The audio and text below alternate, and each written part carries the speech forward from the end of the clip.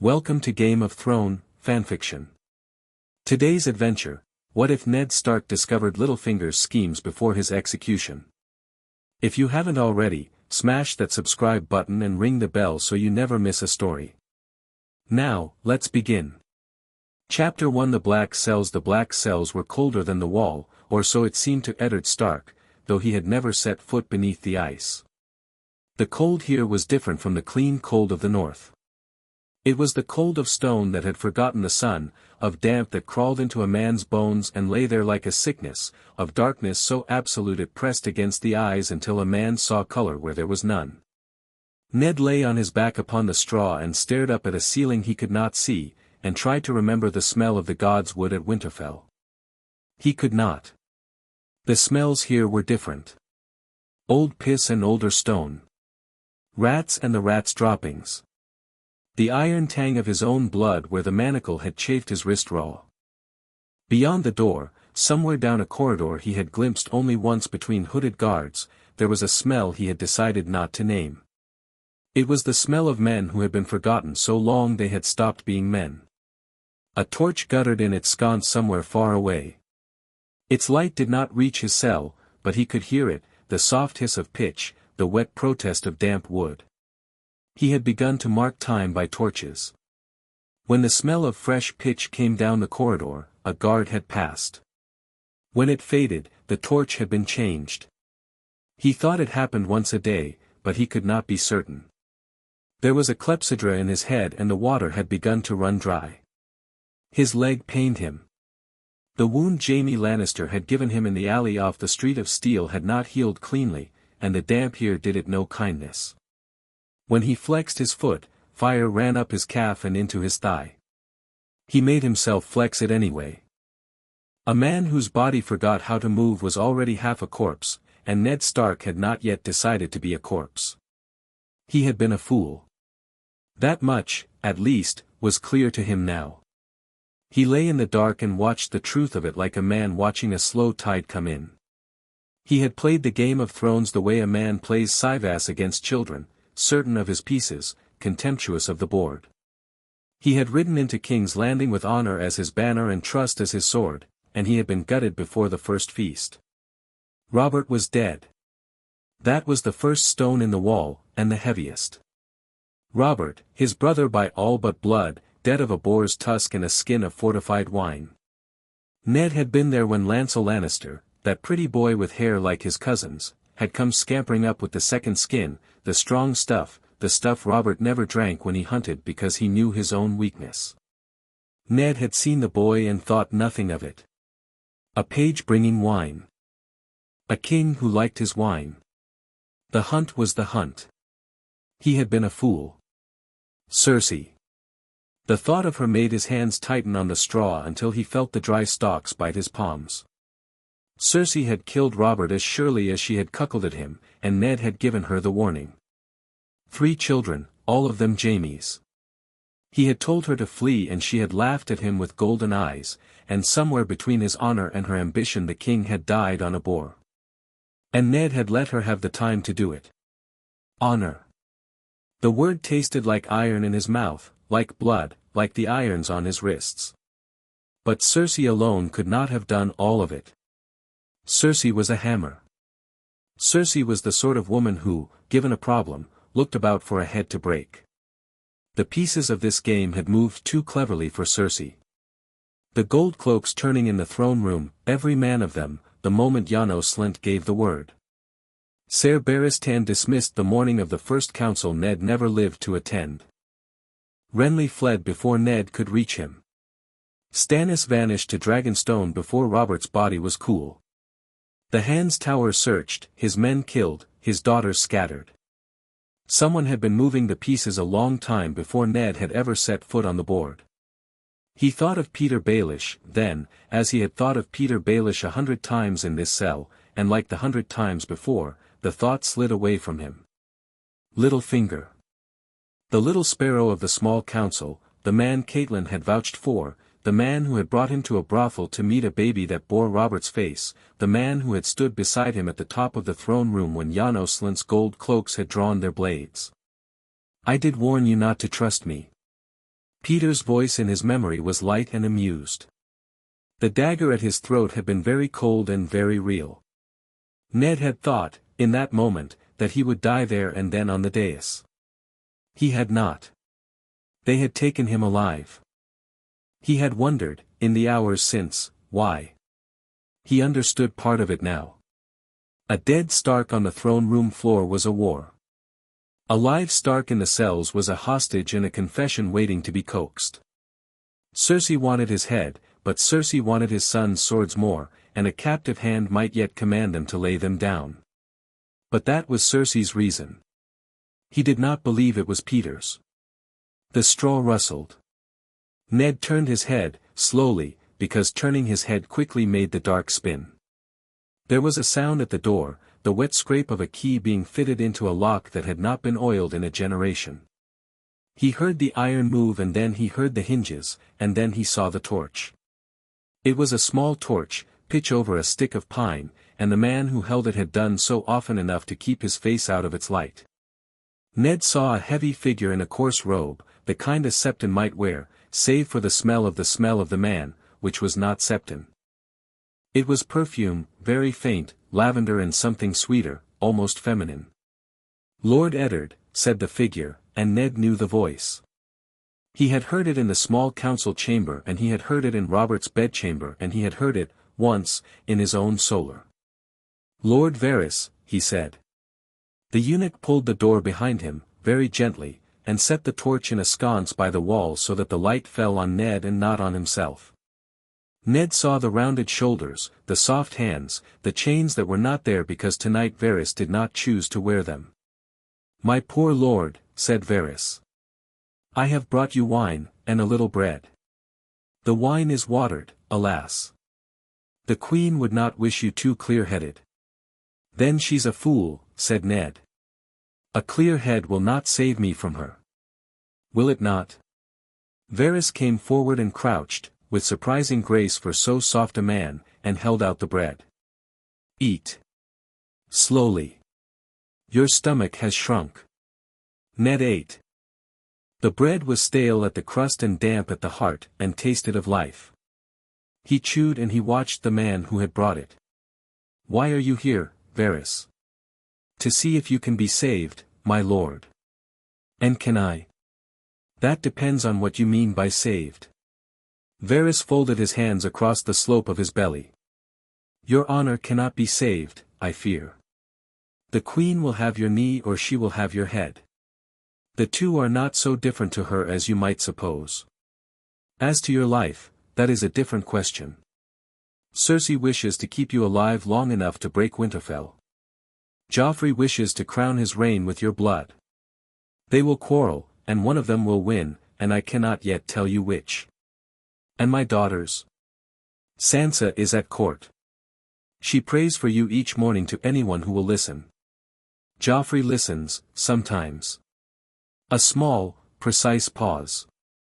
Arya has not been found. Something tight in Ned's chest loosened. He had not known he was carrying it until it eased. Arya was not found.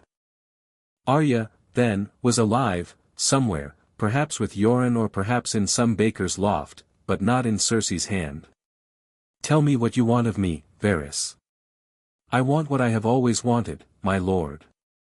Peace in the realm. Bread on the tables. Children who grow to old age." Varys smiled with his small, neat mouth. "It is a poor man's want, I know. The lords laugh at it." "Some of the lords."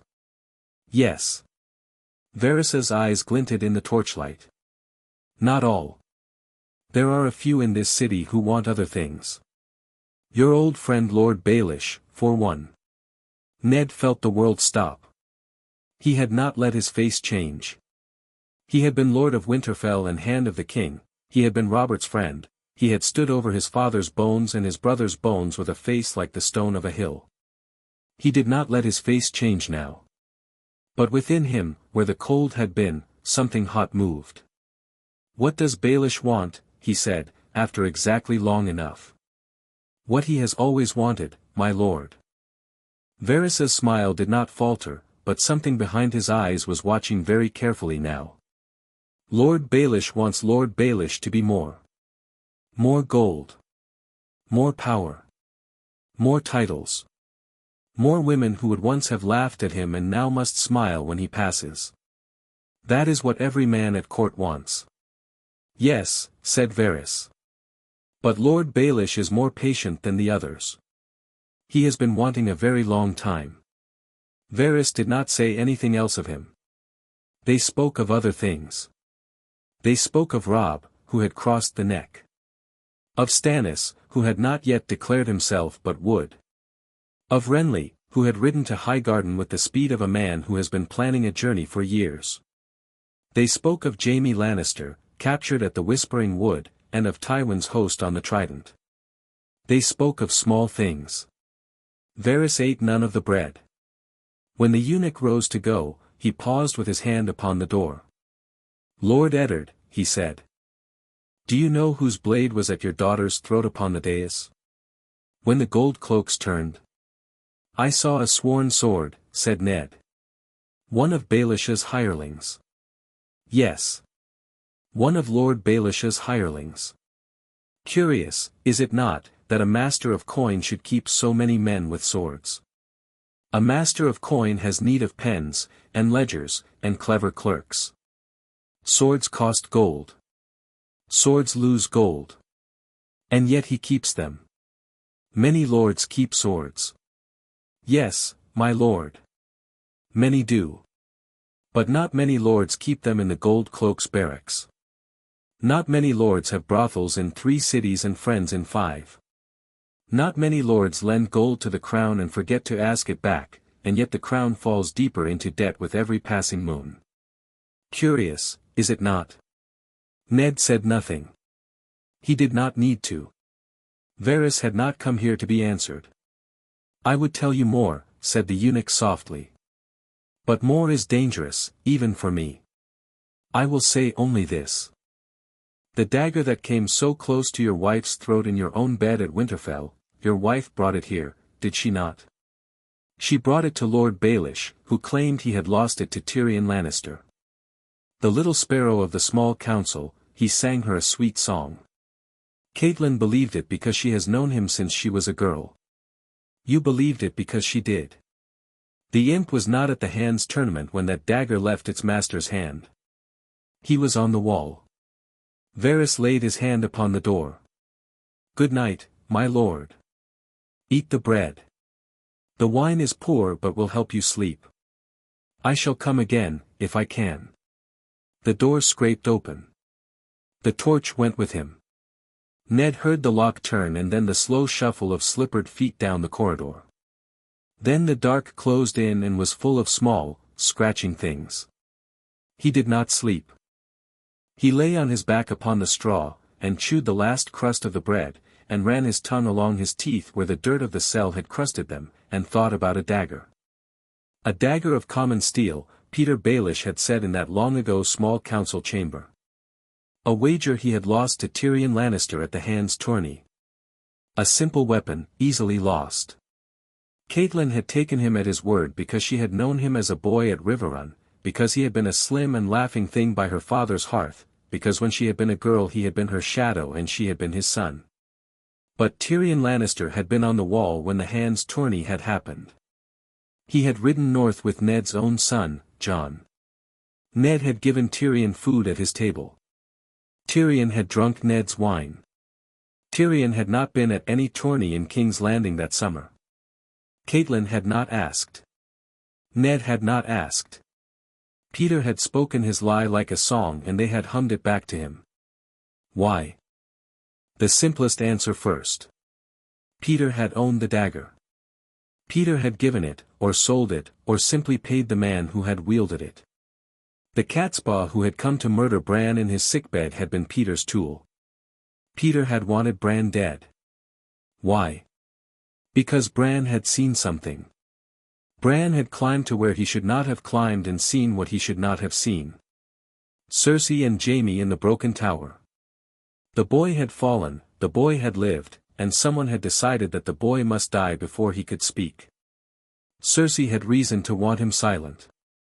Jaime certainly had reason. But neither of them had needed Petyr Baelish's dagger for it. They had 100 swords of their own in the city. Cersei could have whispered to a king's guard. Jaime could have ridden north himself. They did not need a man whose specialty was ledgers. So the dagger had not been Cersei's. The dagger had been Petyr's. He had given it to a man, and the man had gone to Winterfell, and the man had failed, and Petyr had then stepped forward and offered Catelyn the lie that brought her to him. To him, and only to him. And from him, where had Catelyn gone? To Tyrion Lannister. Catelyn had taken Tyrion at the Crossroads Inn. Catelyn, on Petyr's word, had set a fuse to the war. House Stark and House Lannister, the two hands of the realm, locked at the throat. Robert sliding toward war, the small council in disarray, the king's coffers empty as a beggar's purse, and Petyr Baelish standing at the elbow of every quarrel with a soft little smile and a soft little word. Ned felt the cold in him become a different cold. It was a clean cold now. It was the cold of his own blood when he had stood over his enemies and known, before he raised the sword, that he would not falter. He had been so sure that the danger came from Cersei. He had spent his strength on Cersei. He had warned her, and given her time, and watched the king bleed. The danger had not come from Cersei. The danger had been beside him in the small council chamber every day, smiling, suggesting, lending. The danger had drunk his wine and shared his table. The danger had told him, with a kind of pride, that he had warned him not to trust him. And Ned had not. He laughed, then. It was a small ugly sound, more cough than laugh, but it was the first time he had laughed since the throne room, and the rats fled in the dark at the sound of it. Petyr, he said, very softly. Petyr Baelish. He said the name as if learning it. Then he closed his eyes, and did not sleep, and began to think. He thought first of his children. Robb at Riverrun, Robb already a king of swords whether he knew it yet or not. Sansa here, in the Red Keep, frightened and trying to be brave. Arya somewhere unknown, alive. Bran broken at Winterfell. Rickon small. Jon at the wall. 5 of his own and 1 of his blood, and he could not reach any of them with anything but words. Words might be enough. Words had built this trap around him, he saw it now. Petyr had spoken Catelyn into bringing the dagger. Petyr had spoken Ned into trusting him in the throne room. Petyr had spoken the gold cloaks into turning. Words were Petyr's weapons, and words were the only weapons left to a man in chains. Ned Stark had never been a man for words. He had been a man for the sword, for the field, for the silence of the wood and the silence of his own council. Robert had been the talker. Catelyn had been the talker. Petyr was a talker. And Ned had thought, in his northern way, that talkers were small things. The sword was the big thing. The truth was the big thing. Now he lay in the dark and thought. The truth was a sword too. He had only never learned to swing it. He thought of who would believe him. Stannis would believe him. Stannis would believe nothing for love and everything for proof, and a letter from Eddard Stark with his seal, even from a black cell, would weigh upon him. Stannis was on Dragonstone. Stannis was already arming. Renly would not. Renly would hear what suited him and ignore the rest. Yet Renly had 100 lords behind him, and Loras Tyrell, and the strength of the Reach. Renly's mind could be moved if Renly's vanity could be flattered, and Petyr had insulted Renly often enough. Hoster Tully was old and sick and Petyr's friend from boyhood, but Hoster Tully would believe his daughter. If Catelyn could be reached, Catelyn would believe what Ned wrote, and Catelyn would tell her father. Lysa was beyond reach. Ned felt that with a cold certainty he could not yet put words to. Lysa Arryn at the Eyrie, who had written to her sister of murder, who had pointed at the Lannisters with a trembling hand. Lysa had written that letter. Lysa had sent it to Catelyn. Why? Lysa had been Petyr's, in childhood. There had been a duel at Riverrun, all those years ago. Brandon and Petyr. Brandon had cut him and let him live, and Peter had been Lisa's after. Ned had not thought of it in 20 years. He thought of it now. John Aaron was dead. Ned had ridden south to take his place because John was dead. John had been investigating something, Stannis had said, in the days before he died. Bastard children of the king. Black hair, blue eyes. The queen's golden cubs, all wrong. But that was the thing John had been investigating. It was not the thing that had killed him. The thing that had killed him was a hand, a slow poison, a maester who could be paid or a wife who could be persuaded. A maester who could be paid. A wife who could be persuaded. Pycelle was Cersei's. But Lisa was Peter's. The cold in his belly became colder still. He had thought, on the long ride south, that John Arryn had been killed by the Lannisters because John Arryn had learned the Queen's secret. He had thought that, all the way from Winterfell to King's Landing. He had thought it as he rode through the gate of the Red Keep.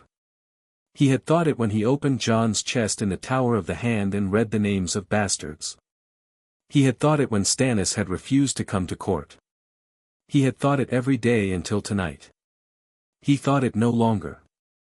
Cersei could not have known what John was learning, because Cersei did not have spies in the Tower of the Hand.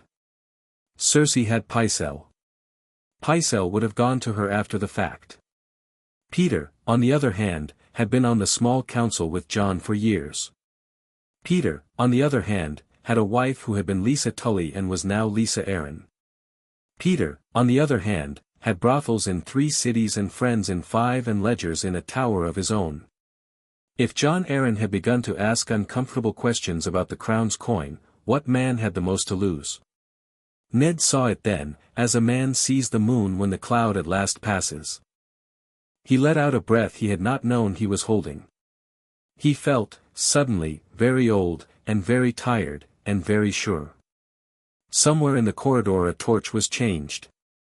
The smell of fresh pitch crept into the cell and settled at the back of his throat. Outside, the sun must be rising. Inside, Ned Stark, who had been a fool, opened his eyes upon a darkness he could now name, and began for the first time in his life to play the game. He laid out the board in his head as he had once seen the Sivas boards laid out in a Pentoshi merchant's hall. He gave each man a piece. Robert had been the king, but Robert was off the board now, and there was a new king on the white square, a child king with green eyes and gold hair, no king at all but a piece moved by other hands. Cersei moved him. The thought came easy and then he set it aside, because Cersei was a hammer and not a hand, and a hand was what he sought. Peter moved her. The thought came harder. Peter had no banner, no army, no claim, no name to speak of in the books of the great houses. He had a sigil he had chosen for himself, a mockingbird on a green field. A bird that mocked. A bird that copied other birds and made them think it was their own kind. There was art in choosing such a sigil. There was warning in it too, for any who cared to read. Ned had not cared to read. He thought now of the council chamber, and how Peter had made a habit of lending. To Robert, gold for his tourneys. To the crown, gold for its feasts. To Cersei, gold for her gowns. To Renly, gold for his armor. Even to Pycelle, once, Ned had heard, gold for a chain of office reset in finer links. Peter had laid the realm under coin the way a fowler lays out lime, and every great lord who came south to feed at the king's table had walked into it without looking down. Ned himself had walked into it. The crown's debt to the Lannisters had been the first thing that had alarmed him. The crown's debt to the Iron Bank had been the second. He had not asked, even once, what the crown owed Lord Baelish, because he had not understood that Lord Baelish had a coffer of his own. The master of coin. Ned had taken him for a clerk. Peter had counted on that. Peter had counted on every northerner before him, and every Stormlander, and every Reach Knight, and every Tully ever to ride south. Peter had counted on being smaller than they thought him. He had been smaller. He was smaller still. And the realm had grown around him like a mushroom around a stone. Ned shifted on the straw and felt the wound in his leg pull. He let it. He needed the pain. The pain was the only true thing in the cell that did not lie. There was a sound in the corridor. Not a torch this time, not the slow shuffle of a slipper. Boots. Two pairs, walking together, walking with purpose. Then the metallic clatter of a cup against a tray. Food, or its imitation. Ned shut his eyes and made himself slack against the wall, because a man who looks beaten is a man whose visitors say more than they mean to say. The grate at the foot of his door scraped open. A wooden bowl pushed through, and after it a wooden cup. The grate scraped shut. "He's awake," said a voice. "Young." "Bored." A Goldcloak's voice. "He's never asleep," said the second voice. "Older." "Northern, almost. Or perhaps from the Riverlands." Ned could not be sure through the door. "Bloody Northmen. They sleep with one eye open even when they're whelps. This one will sleep with both eyes shut soon enough." "Aye," when the imp said his piece. Ned did not move. The two voices passed on. The torch with them. He listened until even the rumor of their footfalls had faded, and then he opened his eyes and let himself breathe. When the imp had said his piece.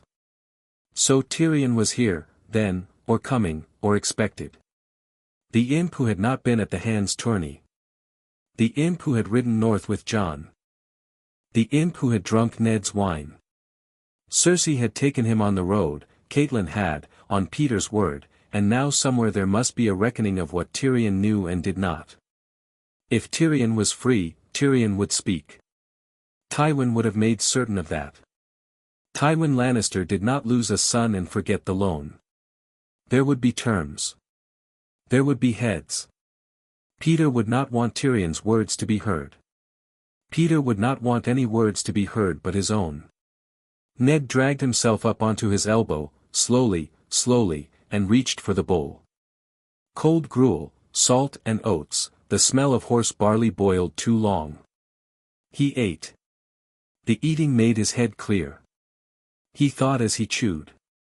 He had been told Cersei would keep him alive, and Joffrey would have him dead, and the realm would tip one way or the other on which child won the quarrel. But there was a third hand on the scale. The hand that had sent the dagger. The hand that had turned the Goldcloaks. The hand that would not wish him to live to speak. Peter would whisper to Joffrey that a Stark head looked well on a spike. Peter would whisper to Cersei that a confessed traitor made a finer hostage than a corpse. Peter would say one thing in one chamber and another in another, and listen to the wood between the walls for which whisper had taken root. And whichever did, Peter would smile and say, "My queen, you are wise." Ned set the bowl aside. He thought of his own daughters, then. Sansa. Arya. He thought of them the way a smith thinks of his anvils. Tools, the only tools he had. The thought shamed him. He let the shame pass through him and out of him. There would be time later for a father's grief. There was no time now for a father's pride. He needed to write. He had no quill, no ink, no parchment, no candle, but he had memory, and memory was the first parchment a man ever wrote upon. He began, in his head, the letters he would one day need. To Stannis Baratheon, Lord of Dragonstone, my Lord of Storms. He set the words in his head as if cutting them in stone. To Hoster Tully, Lord Paramount of the Trident, my good father and friend. Slower, more carefully chosen. To Catelyn Stark, my heart, my honor. He found that this last would not write. He set it aside. He would come to it. He thought he heard, once, far off down the corridor, a child's laugh. It made no sense. The black cells held no children. He must have imagined it. The mind, in the dark, made laughter where there was none, made faces where there were none, made the dead alive and the living strangers. He thought of Robert in the God's Wood at Winterfell, kneeling at Lyanna's tomb. The big man, weeping. The big man, dead now, of wine and a boar. He thought of Lyanna in the bed of blood. The petals on the floor. The promise. He had kept the promise. He had kept all his promises, and they had brought him here, and they had nearly killed his daughters, and they would yet kill him. Honor had been a sword in his hand for 40 years, and it had been a fine sword, and now he saw that it had also been a leash. Peter Baelish had taken him by the leash and walked him to this cell. He would not be walked from it. Somewhere above, in a chamber he could not see, dawn was breaking over the city. Bells would ring soon, the bells of the great September of Baelor, the bells of the September of Remembrance, the bells of 100 poor seps in Flea Bottom whose ropes were pulled by ragged boys for a copper. The day was beginning. Somewhere Sansa was rising in the rooms Cersei had given her. Somewhere Joffrey was being dressed by a body servant. Somewhere Peter Baelish was reading his correspondence over a small breakfast of soft cheese and warm bread, and smiling because the world was bending precisely as he wished. Let him smile. Ned Stark closed his hand into a fist and felt the iron of the manacle press cold upon the bone of his wrist. He held the cold there, learned the shape of it, made it his own.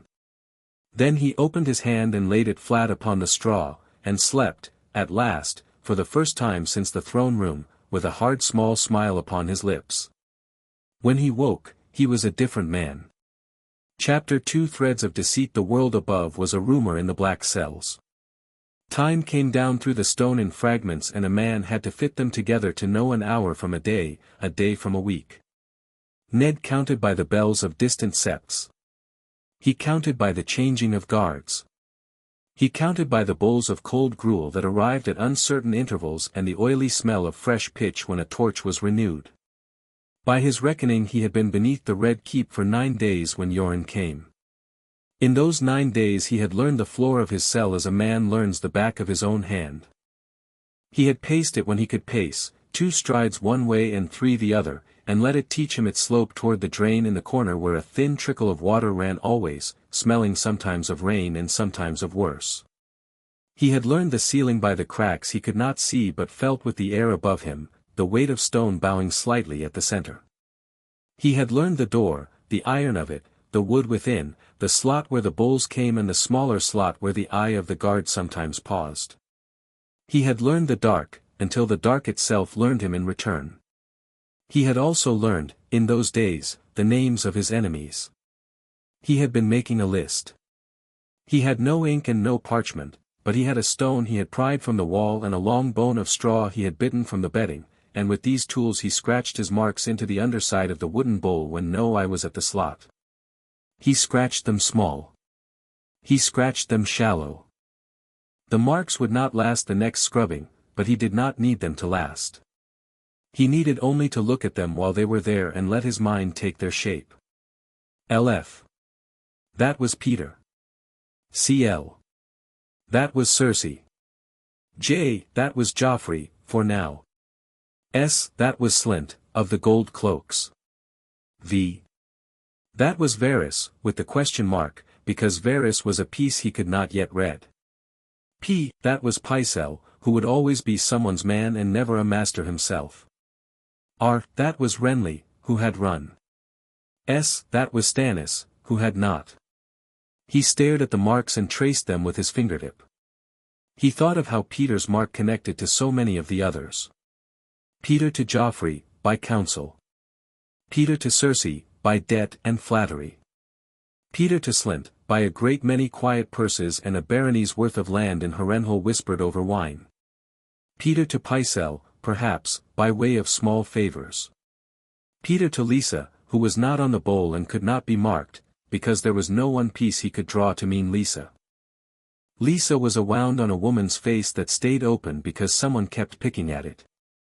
It was the gold cloaks that troubled him most this morning, if it was morning. The gold cloaks should not have turned. Janos Slint had been Robert's man, in name. He had been the city's man, in oath. The 2,000 men of the city watch were paid by the crown, lodged in the crown's barracks, trained in the crown's yards. They were not lordly retainers. They were not paid in fields. They were paid in coppers and, occasionally, silvers. But coppers and silvers came from a chest. And the chest came from a tower. Ned pressed his fingertip against the small mark that meant Slint and turned it into a heavier line, scratching with his nail until the wood gave a curl of splinter. Slint had been made commander of the city watch a year before Robert's death, on the recommendation of the master of coin. Ned remembered now. Peter had said, at the small council, that a butcher's son rose into the post would be loyal where a noble would scheme. Robert had laughed. Renly had rolled his eyes. John Arryn had been ill. The thing had been done in a half-hour. A butcher's son. A man whose only pedigree was Lord Baelish's favour. A man who could be paid more than he was paid, by the same lord who had made him. The dagger fitted with the gold cloaks. The gold cloaks fitted with Slint. Slint fitted with Peter. Ned set down his stone. He took up the straw. He drew a line connecting the marks, very lightly. Then he ate the straw, slowly, because the straw was something he had thought he would never eat and he wanted to remember the taste of it on the day he was free, if such a day came. It tasted of the byre at Winterfell. It tasted of the stables. It tasted of the time of his life when he had been a young man with a sword and a fast horse and an old wolfhound named Bran who would die 2 summers before Brandon's bones came home to be laid in the crypt. There was a sound at the door that was not the sound of food. Ned set the bowl down with the marks under it and let his face go slack. He was good at slack. He had been Lord of Winterfell, and lords learned to wear no face when no face would serve. He let his mouth fall a little open. He let his eyes look at the corner. The door opened. There were 2 men in the corridor and only one of them came in. The other carried the torch and stayed in the doorway, which meant the man in the cell was meant to be seen. The man in the cell wore black. His beard was black. His hair was black, with a few grey hairs in it, fewer than there should have been for a man so weathered. His cloak was black. His boots were black with mud and the dust of the King's Road. He smelled of the road. "Lord Stark," said the man in black. "Yoren," said Ned. The torch in the doorway shifted, as if the bearer wished to spit but had not the leave to do it. Yoren of the Night's Watch did not look back. He came 2 steps further into the cell, until the iron of the door was at his shoulder, and crouched. He smelled the way the road had smelled when Ned was last out of doors, and the smell of him made Ned's eyes sting. "They told me you'd be madder," Yoren said quietly. "Came in expecting a man would not know me. Glad of it. Listen well, my lord. I've not got long." "How long?" "Long enough to fill a black wagon with 3 of these poor bastards on either side of you, and longer if I make it longer with coin in the right hand. Maester Eamon's silver opens these doors better than a battering ram. Older than gold, silver. Quieter." Ned almost smiled. "You bought the keys." "Borrowed them," said Yoren, with a small twitch of the mouth that was not a smile. 20 heartbeats. "I counted them on the stairs. We've maybe 200 more before Slint's man up top comes down to see what's keeping Hoth, who is the man at your door now, and who likes the wine I brought him. Talk fast, my lord." Ned breathed in. The breath shook. He had not allowed himself to feel hope until now and he saw at once what a costly thing hope would be. "Yoren. You take men to the wall." "Aye. Will you take a letter to the wall? And another to Winterfell?" "I'll take more than letters, my lord. I've a list of orphans and bastards and brawlers and a thief or 2, but I've space yet. If I had a small girl with hair like a horse's mane, and a boy's clothes about her, I'd take her with me to the wall in the company of a man who wouldn't ask her name." "Arya?" Ned closed his eyes. He had not let himself ask. He had not let himself hope. He felt the hope strike him like a blow. "You have her?" "Found her last night. Hadn't quite found me yet. Was hiding in a stableman's straw, half a stone of weight on her since I saw her last. She'd cut her hair with a kitchen knife. Didn't make a clean job of it." Yoren paused. The torch in the doorway shifted. She's safe enough, my lord. For an hour or two. Safer with me than with Cersei. I'll get her out of the city if you tell me to. Tell her, Ned's voice broke. He took it back in his throat and made it work. Tell her her father loves her. Tell her she is to obey you as she would obey me. Tell her, if you must, that her sister needs her to live. Will you tell her that? I'll tell her. Good. And Yoren. The letters. Letters, aye. Not yet. Soon. Listen, I've not got the writing of them yet. But I will have. Within the week. I need ink and parchment and a candle. Or I need a man whose memory I can trust. If I cannot have the first I shall have the second. Which can you give me? Yoren's mouth thinned. Pen and ink, no. Pycelle keeps the book in his chambers and his clerks write the lists, and Slint searches my wagons twice over before I leave. They'll find ink on me. They'll find a quill. I'd lose the wagon and lose the boys. Then a memory. You've got mine, my lord. I'll need more than yours. I'll need a man who will not be ridden down on the King's Road. A man who travels apart from your wagons. Have you such a man? Yoren considered. He scratched at his beard. The torch moved again. Out in the corridor a key clinked against a belt. I've a brother sworn to the watch, name of Rayson. Half a Mormont by his mother and a poacher by his father. He's a runner, faster than horses on rough country, lighter than a fat boy on his feet. He'll be 3 days behind my wagons all the way to Winterfell. They won't search a man on foot. He'll not carry a letter, but he'll carry a memory. He's better at remembering than men who can read, my lord. Half the watch is. Is that what you'll need? Yes. Then I'll send him. He'll come with the next wagon. Maybe 4 days. You'll have your memory. And one other thing, Yoren. Quick. Find Ser Barristan Selmy. Yoren's eyebrows rose. They were thick as ropes and grey at their roots. He's been turned out, my lord. Selmy. The Queen put him from his cloak the day after they took you. I know it. Good. He'll be angry. Find him before someone else does. Tell him, when you find him, that the hand of the king requests an audience in the cells of the Red Keep at his earliest convenience and at his greatest discretion. Tell him I have business with him that concerns Ser Hugh of the Vale and a maester named Coleman, and the death of Lord Arryn. Yoren grunted. The grunt held meaning. He had not expected to be sent to Selmy. He had not expected those names. He filed them away. I'll find him, my lord. And tell him also that I name him a true knight, and that the old bear of the Mormonts at the wall has spoken well of his service, and that the word of a true knight will weigh more in this matter than any sword. Aye. Yoren straightened a half-inch. We're at 150 heartbeats. 40 more, my lord. 1 more. Listen well. Lord Baelish. The Mockingbird. Yes. He is not what he has been thought to be. He is the man who took the Brand's killer's dagger from his own hand. He is the man who turned the gold cloaks in the throne room. He is the man who set my wife against Tyrion Lannister, and so set the Stark sword against the Lannister.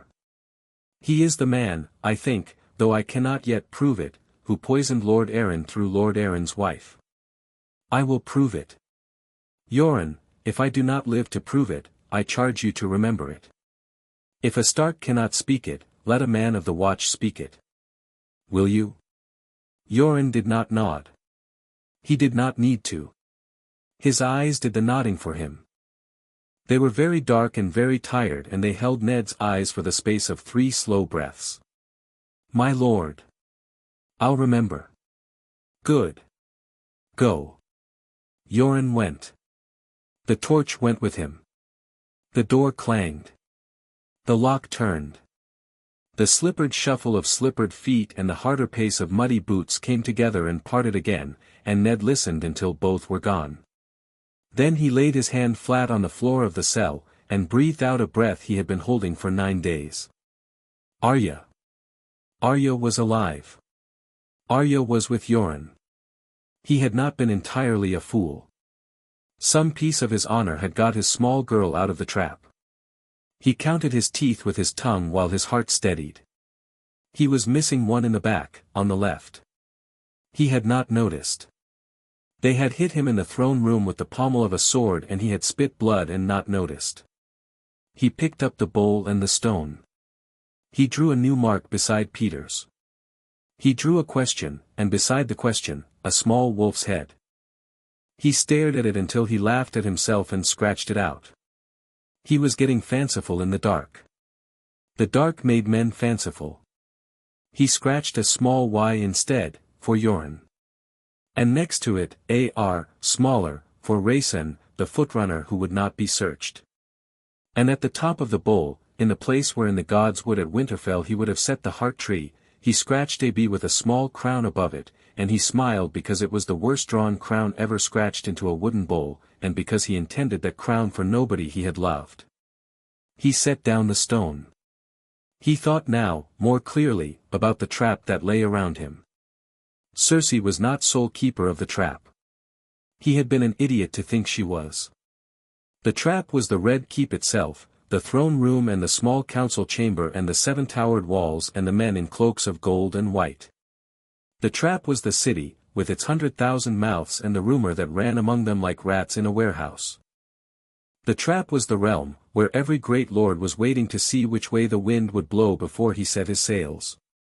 The trap was 100 years old at least, going back to the Lord Mockingbird's father, perhaps further, going back to whatever small man in a small holdfast on the fingers had first looked across at the area and thought, those men eat off silver. I shall someday too. Ned had walked into a hall of mirrors and called every reflection an enemy or a friend without looking close. The reflections all wore gold cloaks. The reflections all kissed his hand. The reflections all said Lord Eddard, my Lord Hand, my Lord Stark. And all of them had been the same little man with one finger on his lip. He drew a little finger on the bottom of the bowl, where the mockingbird could not see it. Then he wiped it away with his thumb and ate the residue, because the dirt of the cell was less dangerous than the splinter that might find its way into a guard's hand. The hours after Yoren's visit were strange. Ned slept some. He did not dream of his children for the first time in 9 days. He dreamed instead of his father and his brother, sitting at the long table in the great hall of Winterfell, eating venison and laughing at a jest he could not hear. He woke in the dark with the laugh still in his ears and lay smiling for a long while until the smile turned slowly to grief and the grief to a different sort of resolve. The dead had laughed to him in the dream. He took it as a sign. He was northern enough to take it as one. He spent the next day, by his rough count, doing the slow exercises he had done as a boy in the yard at Winterfell, when Ser Roderick had stood with a stick across his shoulders and told him to bend without bending. He could not bend much, in the cell. But he could lift. He could push. He could clench his fists and feel the muscles of his forearms work, even with the weight of the iron upon them. He did not need to be strong.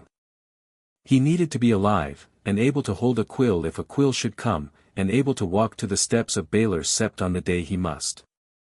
He was certain now that he would walk to the steps of Baelor September. Cersei wanted his confession. Joffrey wanted his blood. Peter wanted his mouth shut at all costs. The three of them had different needs and would meet in the middle on a bargain that suited each. The bargain would be, Ned would confess publicly, would name himself a traitor for the boy king, and in exchange would be sent to the wall with all his honor stripped, where he would be Peter's silenced ghost and Cersei's living shame and Joffrey's mercy and fable. That was the bargain Cersei would offer. Peter would let her offer it. Peter would let her think she had won it. And Peter would stand at her elbow, and at the moment when Ned bent his knee, would step away, and breathe a word in Joffrey's ear. Peter would have him killed on the steps. Of course he would. Of course. Cersei was not foolish enough to want it, but Cersei was not always to be obeyed. Peter would arrange it through Joffrey, who would do it for the joy of doing it, because Joffrey was a boy in love with cruelty. The crowd would scream. Cersei would weep, half in fury and half in fear, because Cersei would have lost the hostage. And Peter, with the body cooling on the steps, would whisper to her, "My queen, you are wise. Better dead than turned to a Stark trumpet. The realm is at peace." It was very tidy. It was very cruel. It was very Peter. Ned sat with the picture of it in his head and did not flinch. Very well, then. He would take that path because it was the path they would set him upon. He could not refuse it without dying first in the cell, and he had work yet to do that demanded he live until the steps. So he would walk. And he would speak, in the appointed place, the words the queen wished to hear, but he would speak them in such a way as to leave a trapdoor under Peter's feet, even as he died. The words were not the only weapon. The words were merely the cover. The weapon was the letters. The weapon was Yoren. The weapon was Rayson the Footrunner. The weapon was Barristan Selmy, who would come or would not, but who, if he came, would be the most blameless witness in 7 kingdoms. The weapon was Sansa, if Sansa could find a way to be a Stark at the right moment. The weapon was Arya, far away, who had a list of enemies of her own and no longer needed her father to make it. The weapon was the truth, and the wedge for it was a name that no one yet thought to be more than a courtier's. He was almost ready to laugh again. He fell asleep again instead. Sleep came easier now.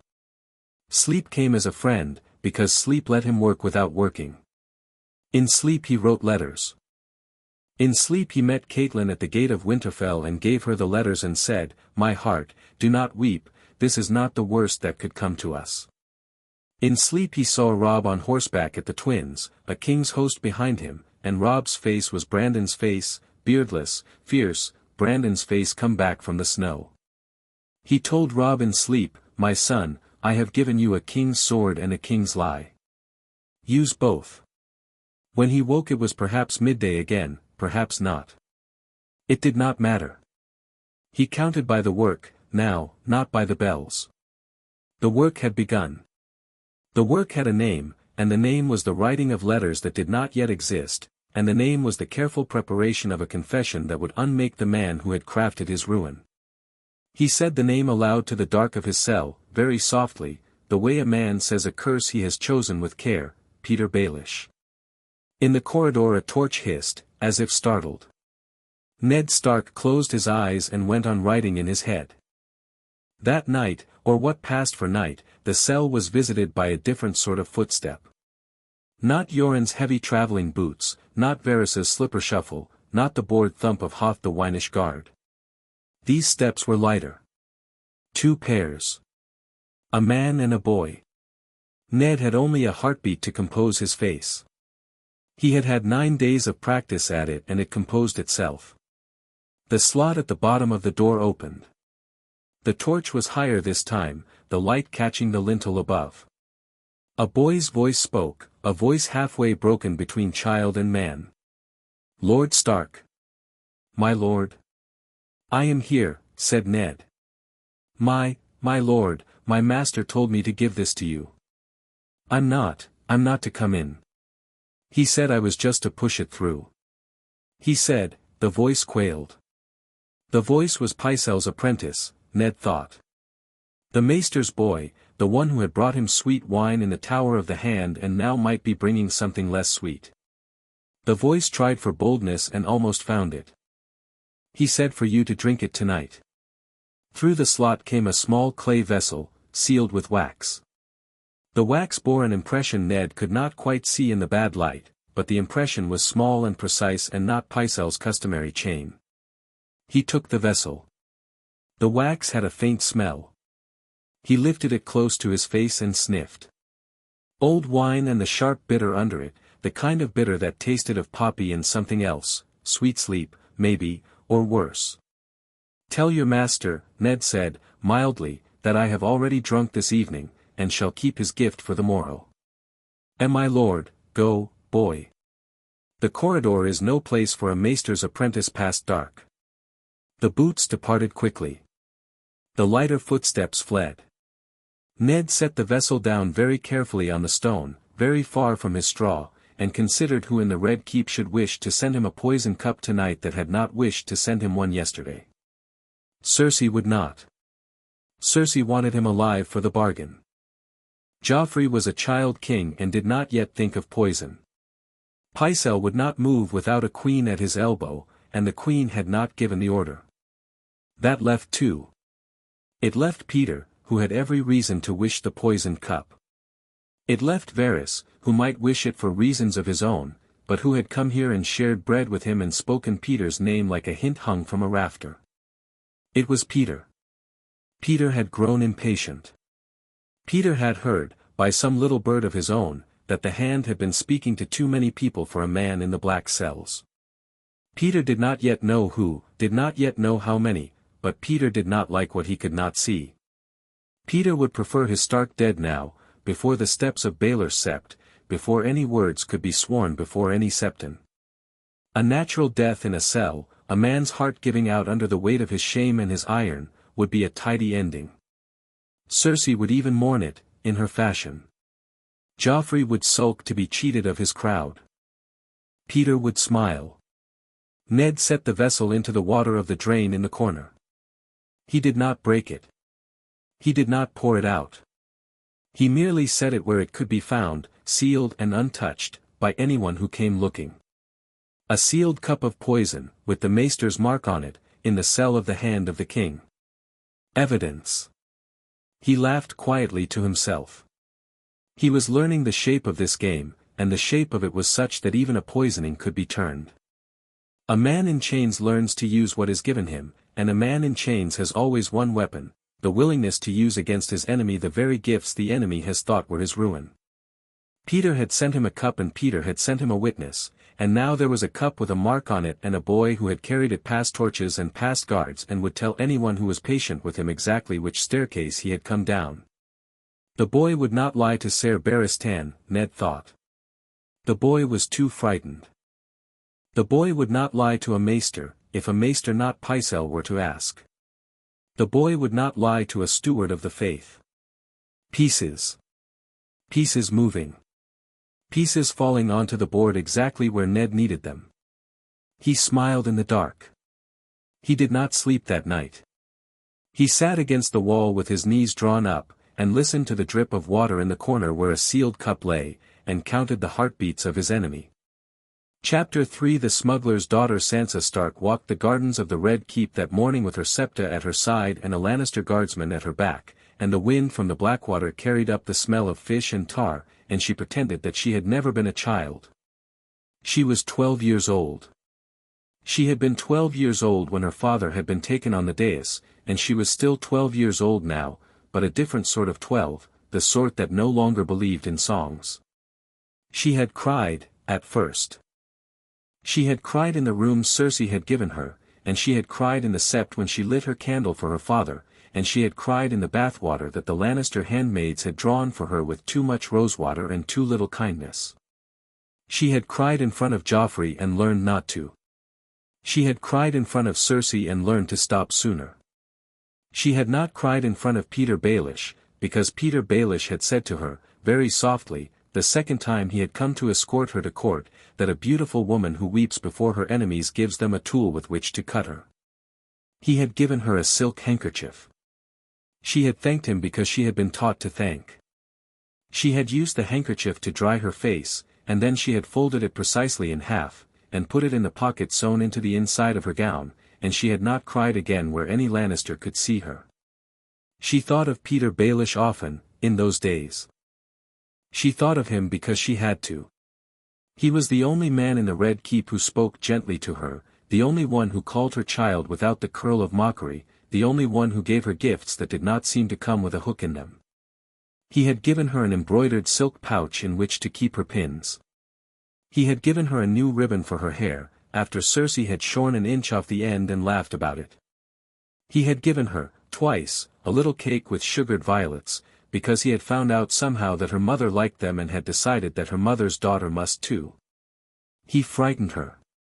She did not know why. He was so very kind. He smiled with his whole face when he saw her. He bowed exactly the right depth for a knight to a lady. He told her stories of her mother as a girl, of Riverrun in summer, of her grandfather's old hounds. He brought her news from court and told her that her father was bearing his confinement well, that Cersei was seeing him, that Joffrey was going to be merciful, he, Peter, was urging it. He frightened her, and she could not have said to anyone why, until the morning Septa Mordane noticed that one of his gifts had been the silk handkerchief, and asked her about it, and Sansa heard herself saying, "He looks at me as if he is measuring me." "For a gown, child," said Septa Mordane, who was old and worn and very brave and not very imaginative. "No," said Sansa. She did not know what for. She only knew it was not a gown. She had thought about it long. She had remembered seeing her father, when she was very small, watching a wolf bitch he was deciding whether to keep alive. He had looked at the wolf bitch the way Peter Baelish looked at her. She stopped accepting the cakes after that. She accepted nothing from him she could not put down again the same day. The pouch she returned, with a soft thanks. The ribbon she wore once and put away. The handkerchief she kept, because she had decided already that the handkerchief would be a tool, the way he had taught her to think of tools. She told no one she had decided this. She did not yet know what she would do with the handkerchief. But it was hers now, even if it had once been his. She thought of all this as she walked the gardens that morning.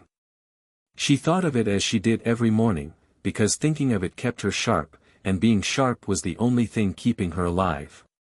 She had been a girl for songs, and the songs had betrayed her.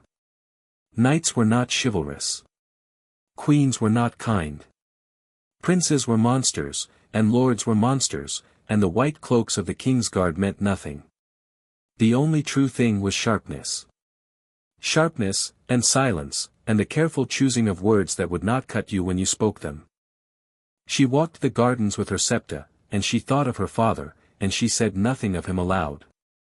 When the man came up the path, she did not look at him at first. The man was old and broad, with a great grey beard and a black cloak heavy with road dust, and one of those iron-banded staffs that the Knights of the Watch carried at their hips. The Lannister guardsman moved a half-step closer.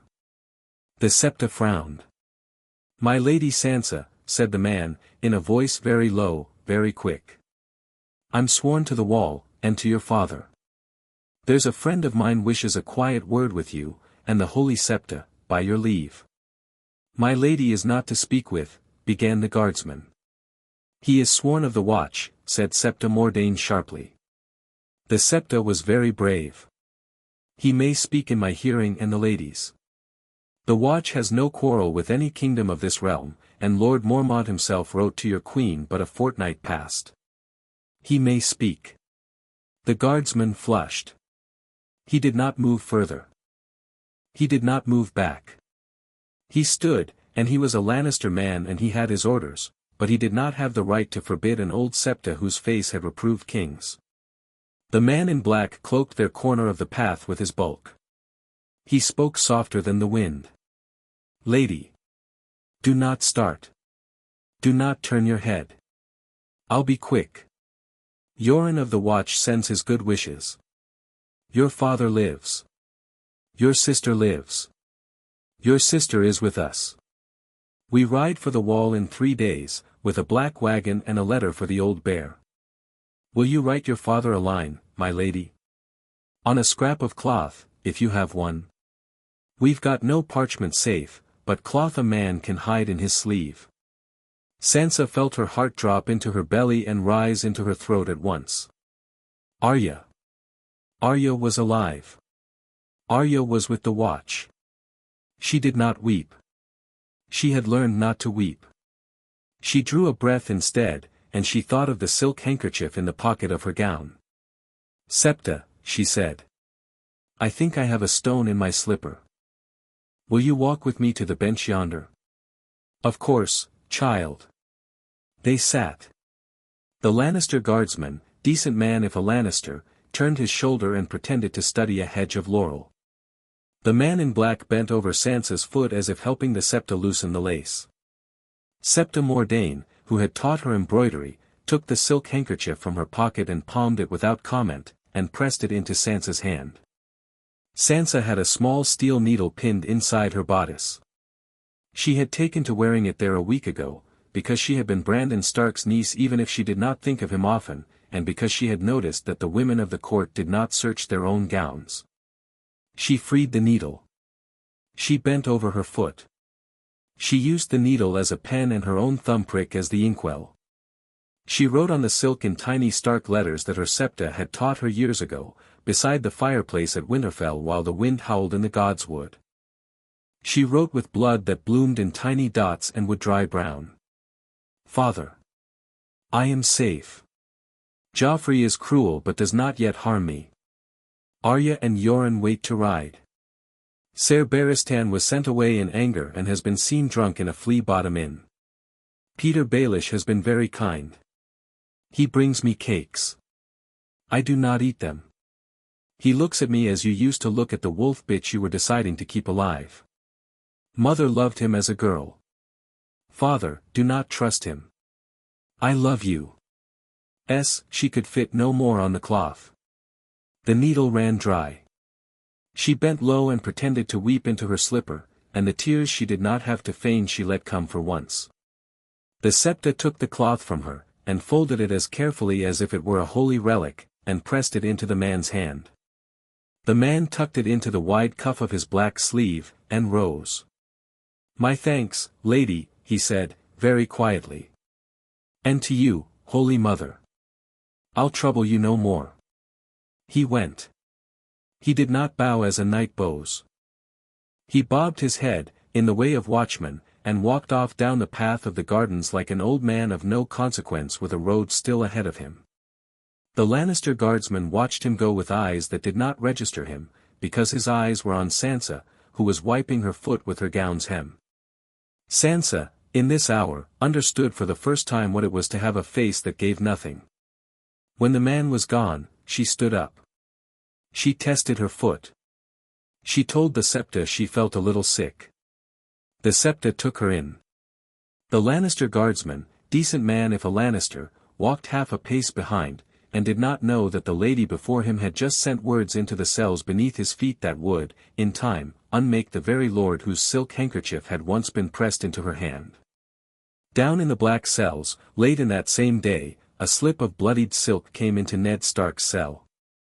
It came not by Yoren but by a man called Rayson, the half-Mormont footrunner Yoren had spoken of, who had a face like a wolf's face and the patience of one.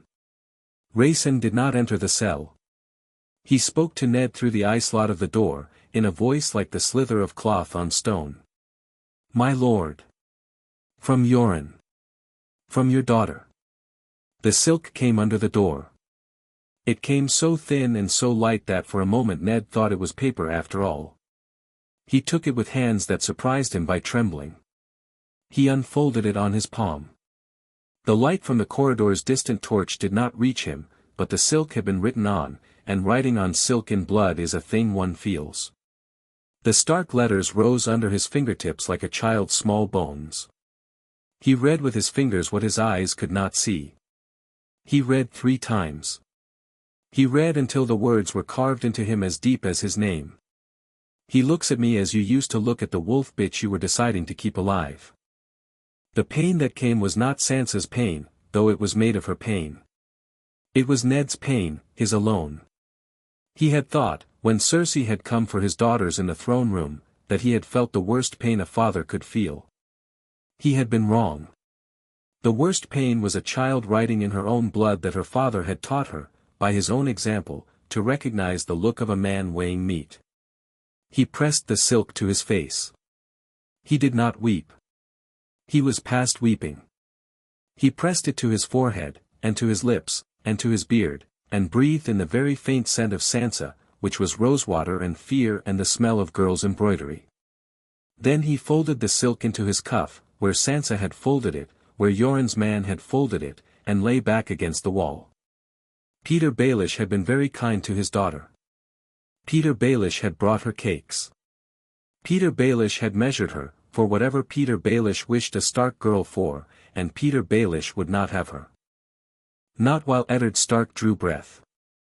Not after, either, by the gods old and new, if the gods would lend Ned Stark one more breath. He thought now, the cold thought, the clean thought, of how to use this. Sansa was a witness. Sansa had eyes.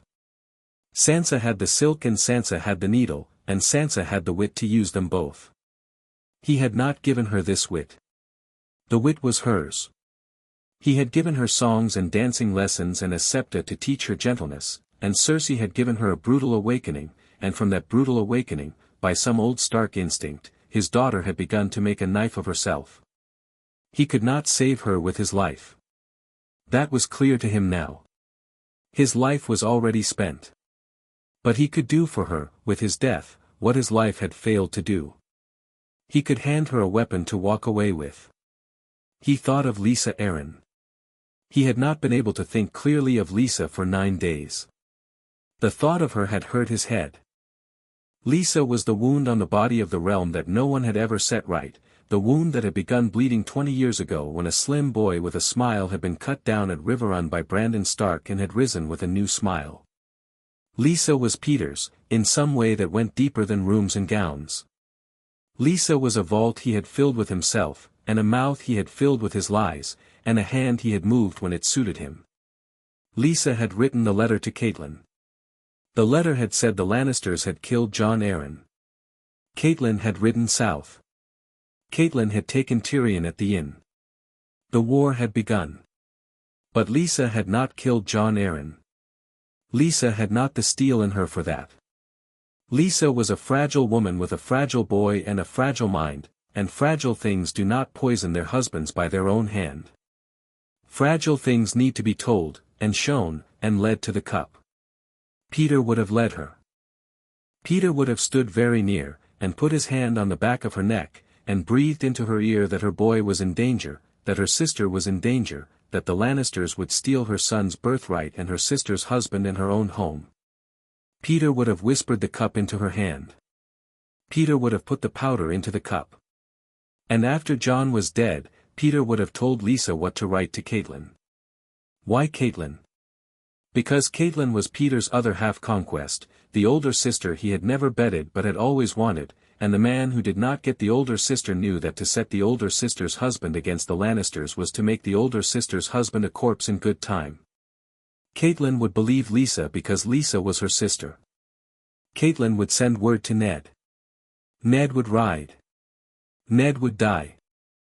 The North and the South would be at each other's throats and Peter would be at the Queen's elbow with a soft little smile, and the realm would burn down to coppers and kings and Peter Baelish would lend the coppers and crown the kings and own them all.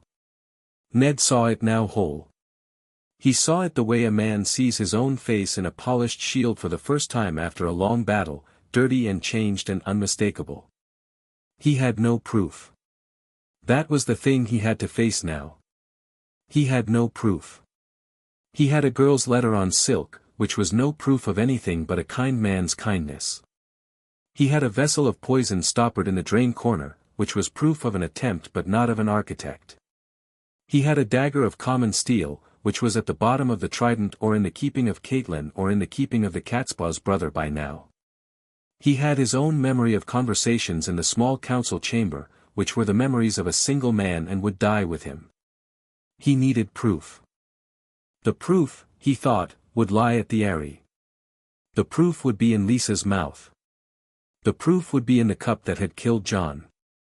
The proof would be in the maester who had attended Jon at the end, the young one, Coleman, who had been sent away from the Eyrie shortly after to a small holdfast on the coast, where a man could be made to sing if a man could be found. Stannis would find him. Stannis loved nothing more than to find such a man. Stannis would find him, and would find others, and would put the questions to them, and would hand the answers to a maester to be written down, and would set the seal of Dragonstone upon the writing. And he, Eddard Stark, dead by then on the steps of Baelor's Sept, would be the lodestone that drew Stannis in. A letter was what he needed. A letter from him to Stannis, before the steps. A letter that pointed Stannis toward Lysa, toward Coleman, toward the chest of John Aaron's correspondence, toward the dagger and the gold cloaks and the crown's debt. A letter Stannis would believe because it was sealed with the dire wolf and signed in the hand Stannis had seen on 100 war letters in the rebellion years. And another letter to Catelyn. A letter that would tell her of Lisa, and arm her against the kindest kindness Lisa would ever offer. And another to Robb. A letter that would say, "My son, now you must be more than I have been. Be wolves. Be foxes. Be every animal that will keep you alive." And one more, the worst of them. To Renly. Because Renly might yet hear, even from a dead man, what Renly would not have heard from a living one. Because if any man would hear that Peter Baelish had insulted him and had set his brother against him and had cheated his coffers, that man was Renly, and Renly was at Highgarden with the swords of the Reach behind him. 4 letters. 4 letters and a sealed cup of poison and the silk in a Stark girl's hand and an old knight who had been turned out of a white cloak.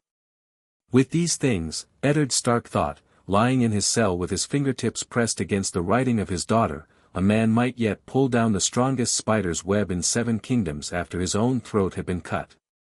He turned his face to the wall, and he laughed once, very softly, like a man surprised to hear laughter at his own funeral, and then he set himself to the work of composing in his head the letter to Stannis Baratheon, Lord of Dragonstone. Outside the cell, somewhere far above, a bell rang for noon. Sansa Stark, walking back from her garden, paused with her hand on a sundial and felt, for the first time since the throne room, that her father had heard her. She did not smile. She had taught herself not to smile. But her hand on the sundial steadied a little, and stayed. That evening Peter Baelish came to Sansa's chambers, and Sansa Stark did her finest piece of acting yet. He had brought a little wooden box. He set it upon her sewing table without leave from the Septa, who was not in the room because Cersei had sent for her, which was a thing Cersei sometimes did when she meant Peter to be alone with the girl. Peter opened the box with his thin fingers. Inside the box were 6 small candied violets, sugared white and purple, set on a doily of pale silk. "Your lady mother loved these," he said. "I remember," said Sansa, who had been told as much by him 3 times now and was learning to count his repetitions. "Thank you, my lord." "Eat one," he said. "I had them brought from a confectioner I keep in Pentos. They lose their bloom if they wait." She lifted one of the candied violets between thumb and finger. She put it in her mouth. She bit it once, and held it on her tongue, and the sugar dissolved against her cheek and she thought of her father, in a cell beneath this room, perhaps directly beneath this room, lying in the dark. Then she swallowed the violet without chewing, because if there was any drug in it, the bite would tell her sooner, and she thought there was no drug, because Peter would not poison her tonight. Tonight he wanted something else. Tonight he had not come for her death. Tonight he had come because he had heard, somewhere by some little bird of his own, that there had been a black-cloaked man in the gardens that morning, and he wanted to see what her face would do. Her face did nothing.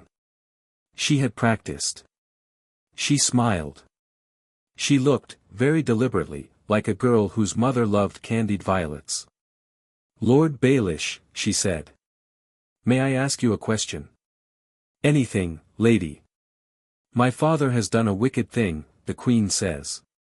Peter's eyes went still. "He has, child." "Will the king have him put to death, my lord?"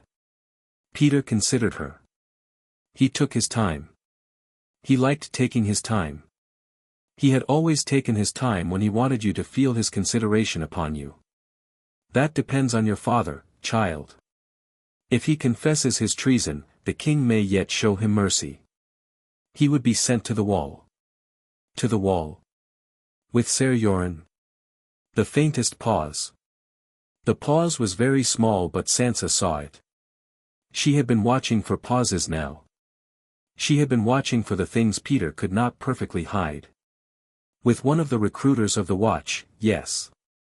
There is always a man fetching black brothers from this city. "Why do you ask, sweetling?"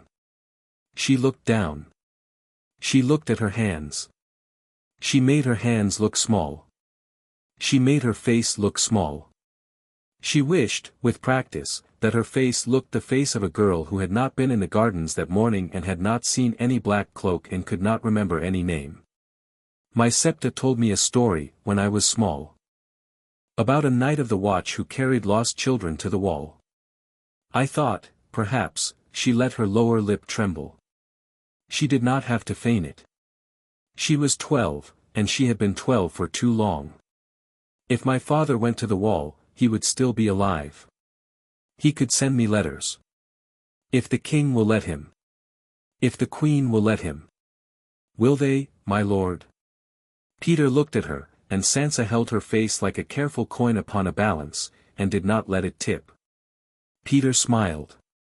Peter was a man who had built an empire on the bottomless small smile of his, but Sansa, who had inherited her mother's eyes and her father's bones, saw the smile not reach his eyes. She saw the smile press itself very carefully into place where his eyes were already calculating something else entirely.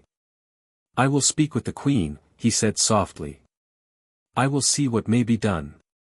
You are a sweet girl, Sansa Stark. Thank you, my lord. Eat another violet. She ate another violet. When he had gone, she rose, and she went to the basin, and she rinsed her mouth twice with water until the sugar was gone.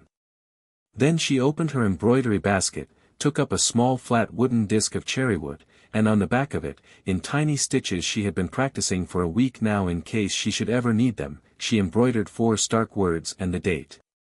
Peter knows of Yoren. She tucked the disc into a pocket of her gown that no one else knew of.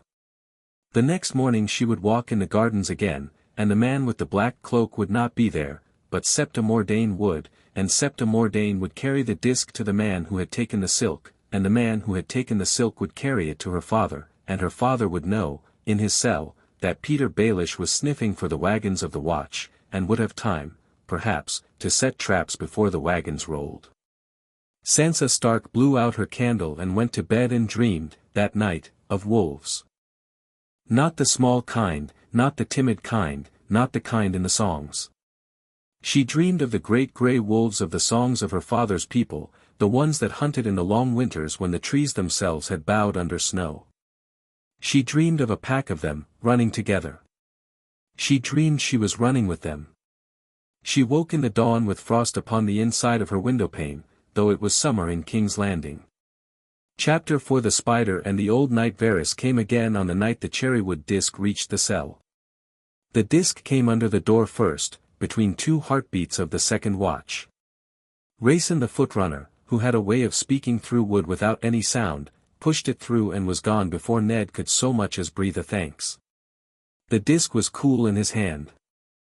Ned ran his thumb across the back of it and felt at once the 4 small words his daughter had stitched, and the date, and the fineness of the work, and the way the work had been done quickly but not carelessly, the way a Stark woman did fine work in haste because Stark women had learned that haste was the price of survival.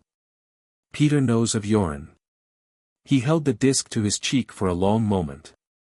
Then he put it under his straw, very deep, where the cell rats had carved themselves a passage to the wall, and he covered the passage again with his foot.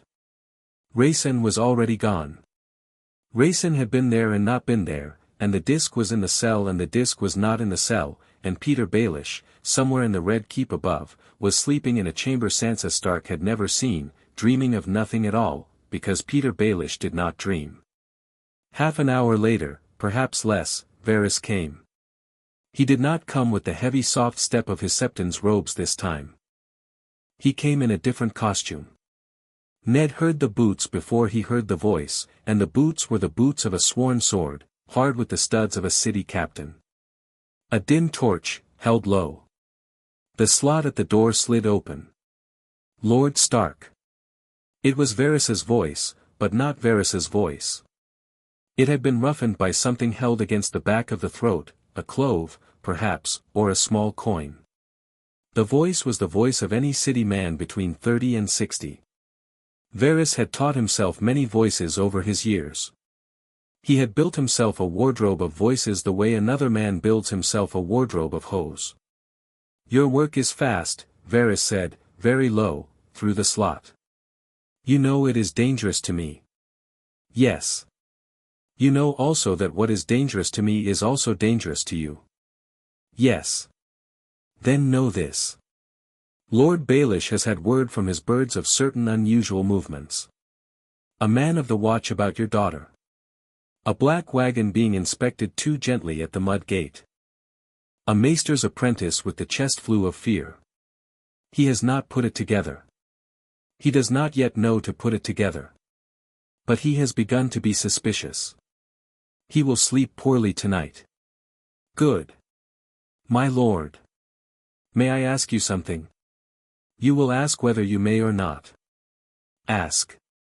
Why have you not asked me to free you? Ned smiled in the dark, though Varys could not see him. He had wondered when the eunuch would come to that question. Because you cannot free me, Lord Varys.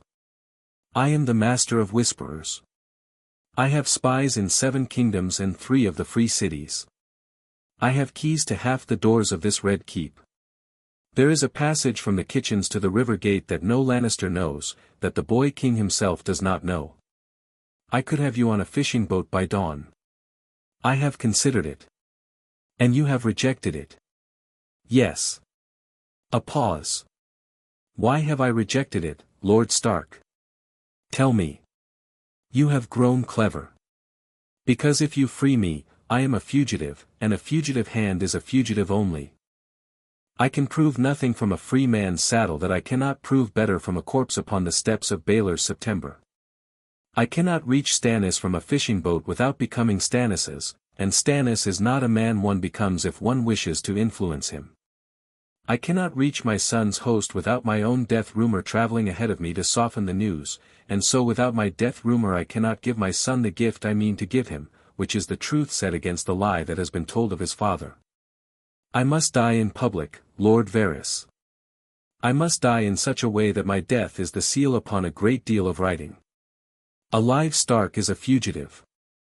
A dead Stark, if he has prepared the dying well, is a banner. There was a silence. The kind of silence Varys made when he was thinking. You have understood it, Varys said. You have understood your part.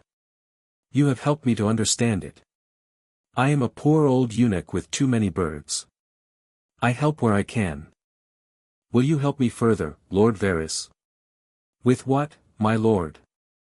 I need parchment. I need ink. I need a candle. Pycelle will have noticed any of these missing by morning. Then bring them from a place that is not Pycelle's. Bring them from a place that you do not yourself usually go. Bring them from the chambers of a man who has lately disappointed his queen, and whose chambers are still half-locked because no replacement has been chosen. Bring them, Lord Varys, from the rooms that were Ser Barristan's. A faint sound. It might have been a laugh. It might have been a sigh. Very good, my lord, said Varys. Bring them tomorrow. They will be brought. And bring also Ser Barristan. Another silence. Longer. Ser Barristan is a difficult man, Lord Stark. He is angry. He is drunk. He is half resolved to ride for Dragonstone tonight. Tell him I have the proof he wants of who killed Lord Aaron. Tell him I will give it to him, and I will trust him with it. Tell him I will set him a task he can do, that no other man in 7 kingdoms can do. He will come. He may. He may also not. He will. You are very certain. I am very certain because I know him. He is a knight. He has been a knight for 60 years. He has had his cloak torn off him in front of a child king for the crime of being a true knight. He has been called old and put aside.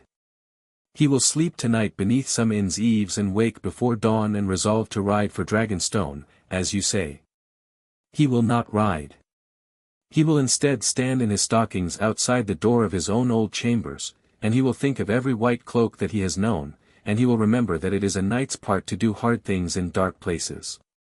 Then he will come, Lord Varys, because he will choose to come. He is a man who can yet be moved by a cause. He is the only such man I know in this castle. Bring him. Tomorrow night, then. Tomorrow night. The torch did not move. The slot did not close. Varys was still there, and Ned felt the stillness of him through the door like a man feels the eye of a wolf in the wood. Lord Stark. Yes. You have come a long way in a short time. Yes. I wonder if you would have come at all, had I not crouched in this cell 10 nights ago and dropped a name in your dirty straw. I might have. I might not. The realm is fortunate either way. Yes, said Varys, almost gently. Yes, the realm is fortunate. He went. The torch with him. The next day passed strangely. Cersei came. Cersei had not come before. She came in the late morning with 2 of her cousins of the White Cloak and a smell of myrrh and old fear. She stood in the doorway for a long while and did not enter the cell. She did not ask Ned how he fared. She did not look at his irons. She looked at him as if he were a riddle whose answer would not satisfy her. You shall confess, my lord, she said. You shall confess on the steps of Baelor's sept. You shall name yourself a traitor to my son. You shall thank his grace for his mercy. You shall be shorn and made a brother of the watch, and live out your days at the wall as my prisoner, where no raven of yours will ever fly south. Your daughters shall be wed where I see fit. Your son shall lay down his sword and his lordship and bend his knee to my son. This is the bargain I offer you. You offer it for yourself, said Ned. Or you offer it for the good of the realm. I offer it because it amuses me to be merciful. And because if I die on the steps, the North will not bend its knee. Yes. And because Lord Baelish has whispered to you that a Stark in the cells longer than another fortnight is a Stark whose voice begins to be heard, and a Stark whose voice is heard is a Stark who turns the gold cloaks against you again. For a moment her face moved in a way that Ned had not expected. Cersei Lannister was a woman who could be told things she did not yet know, and who was bright enough, sometimes, to be told them by an enemy and to hear them. She did not deny what he had said. She did not affirm it. She merely looked at him a little differently, the way a woman looks at a man who has thrown her a coin she had not expected to catch. My lord. You will confess. I will, your grace. Will you? I will. Why? For my daughter. Cersei let out a small laugh that had nothing of mirth in it. Yes, she said. That is the answer I expected. That was always going to be your answer. She turned, and the white cloaks turned with her, and she paused with her hand on the iron of the door. I shall send for you on the day. You will be washed. You will be dressed. You will speak the words I send you. Will you do that for me, Lord Stark? I will speak the words I am sent. Good. She left. The door clanged. Ned sat very still for a long time after she had gone.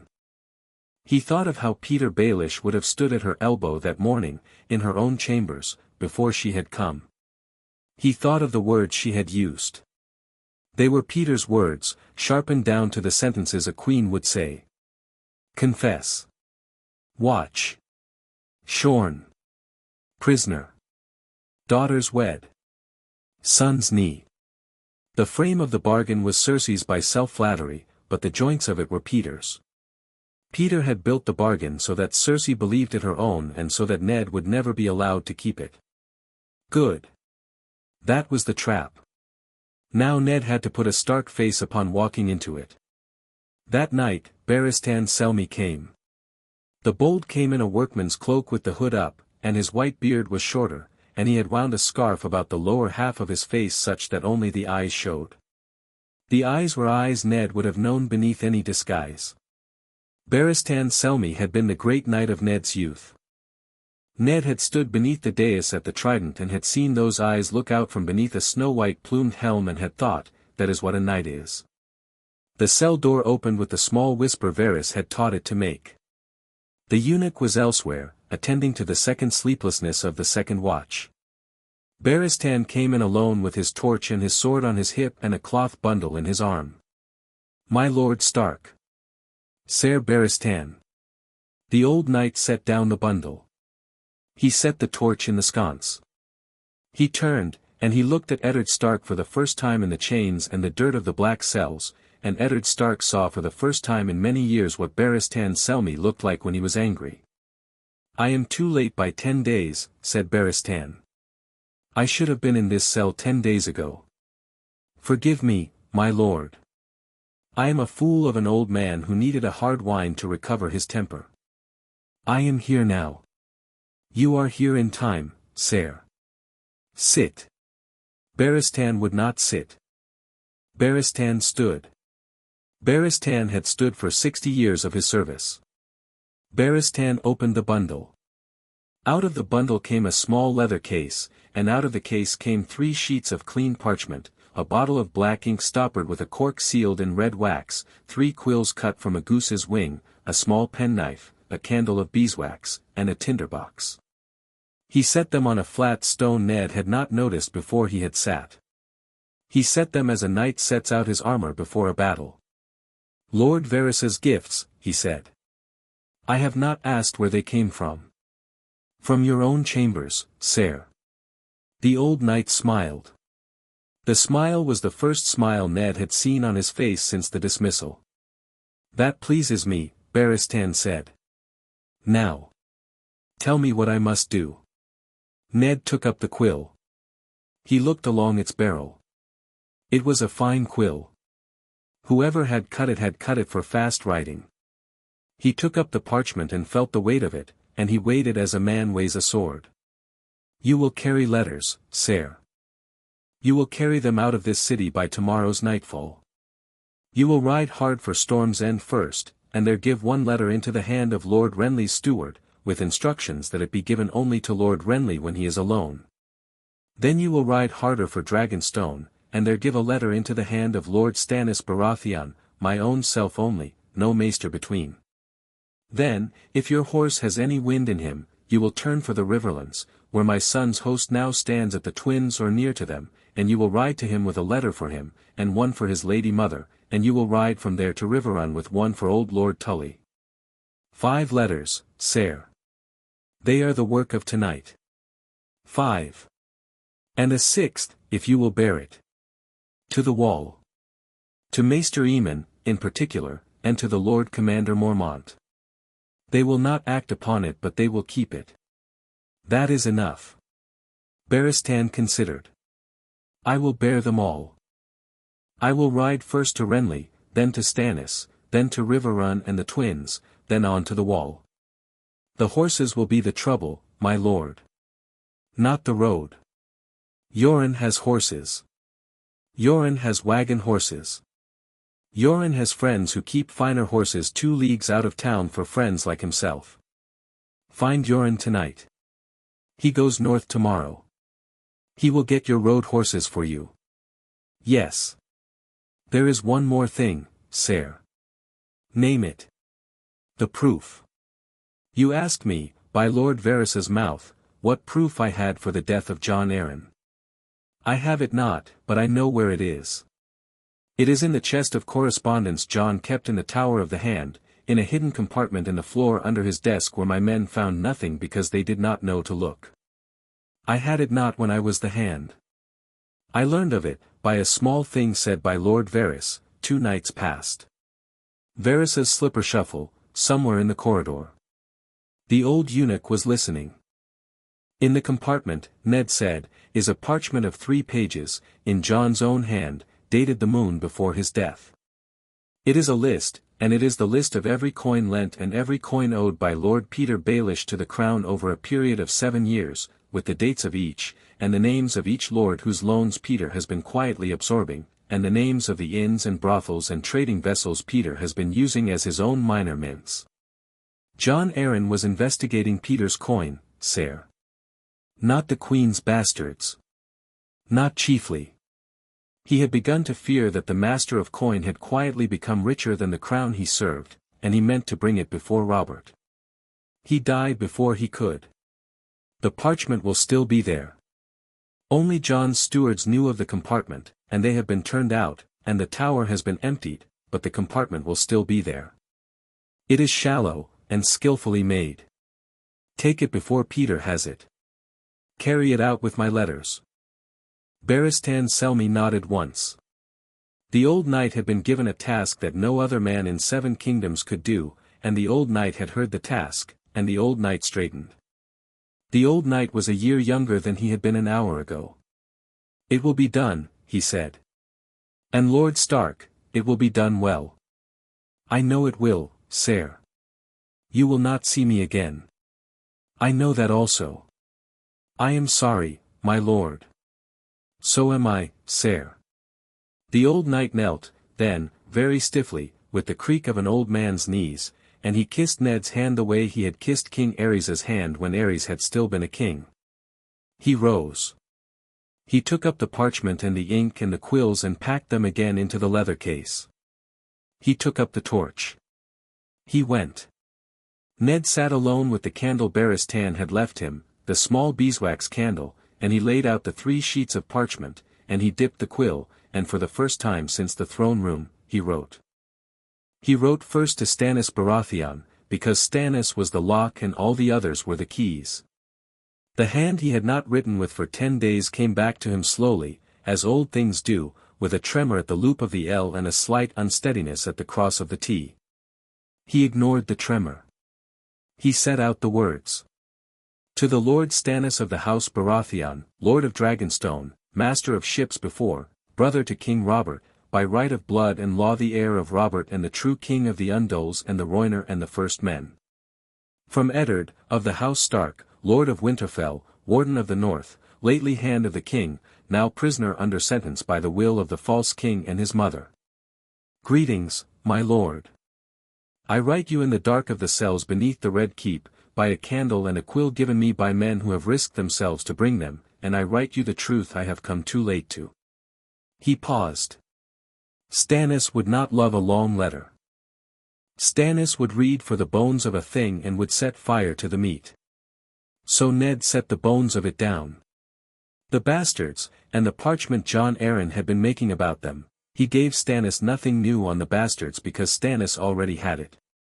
The poisoning of Jon Arryn, and his certainty that it had been done by Lysa at Peter's instruction, the Maester Coleman, sent off to the holdfast on the fingers, the hidden compartment beneath Jon Arryn's desk in the Tower of the Hand, with the 7-year ledger of Peter Baelish's loans against the crown, the dagger of common steel and the man who had sold the lie of it, the gold cloaks turned in the throne room by Janoslant, who was Peter's purchase, with the price being Harrenhal, the boy.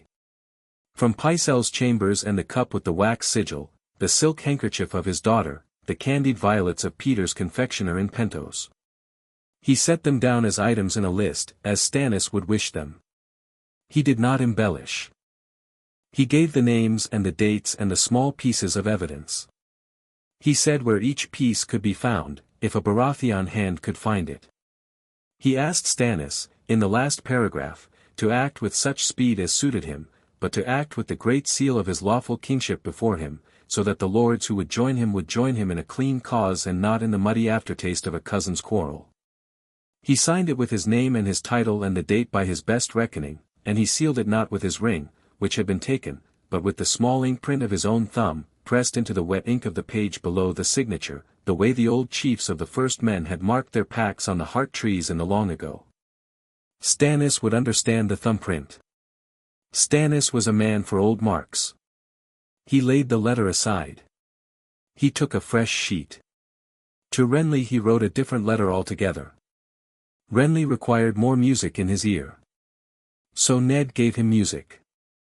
He wrote of the friendship between his brother Robert and Renly, of Renly's golden temper and his brave heart, and then, having flattered him for 2 paragraphs, he set into Renly's lap the news that Peter Baelish had been quietly mocking him in the council chamber for a year, and lending against his estate at twice the going rate, and warming Cersei against him with whispers about the Tyrell girl, and arranging the dismissal of Ser Barristan Selmy by means of a planted parchment that had named Renly an accomplice. None of these things Ned could prove from a cell. Some he was sure of. Others he had inferred. He gave Renly enough to send him hunting for the proofs himself, which Renly's stewards would find, because Peter had not bothered to be too careful with a man he despised. Renly would be furious when he knew. Renly Furious was a thing of beauty, not least because Renly was Loras's, and Loras was the Tyrell's, and the Tyrells were the Reach. The mockingbird did not have wings enough to fly through a Reach storm. To Hoster Tully he wrote with great care. The old man was very ill, but the old man was Caitlyn's father, and Lisa's father. Ned wrote what Lisa had done, and how she had been led into doing it. He did not call her a murderess. He called her a wounded girl, 20 years wounded, by a man who had cut her with a smile. He laid out for Hoster what proof Stannis would soon possess of it, and he begged the old man to consider, when the proofs came, not whether to defend his daughter, but how to defend his other daughter, and his good son, and his grandchildren, and the realm.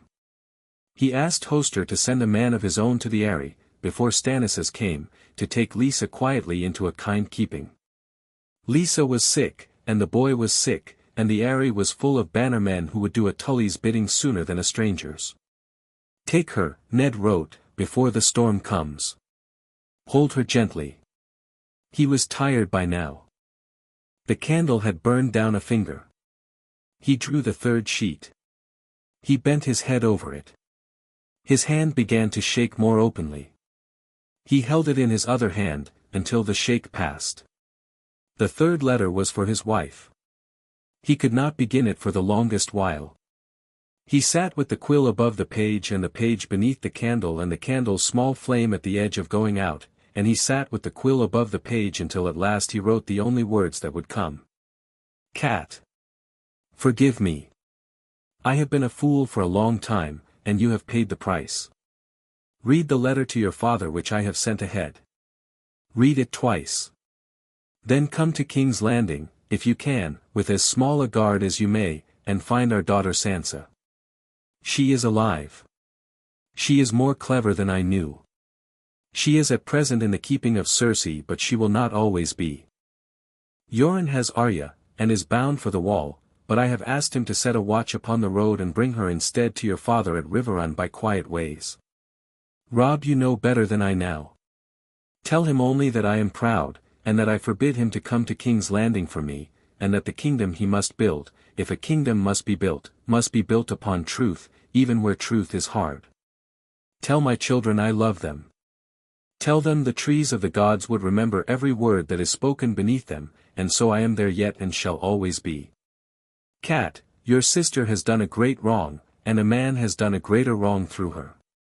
Be kind to her. Be just to him. Goodbye. He did not sign that one. He did not need to. He sealed it with the same thumbprint. The candle died.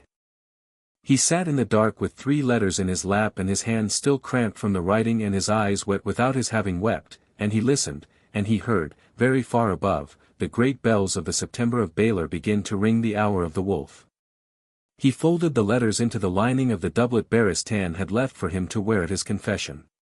Peter would not search the doublet of a man being washed and dressed and brought up to his knees. Peter was too tidy. Peter did not get his fingers dirty when Cersei would do it for him. Tomorrow morning a maester's apprentice would come to bathe him, the apprentice would not search the doublet, Rayson would arrive within an hour, with Yoren's signal, the doublet would go from the cell into Yoren's wagon as a gift to a brother in black, and from the wagon, by night, into Ser Barristan's hand. By dawn Barristan would be on a fast horse on the King's Road.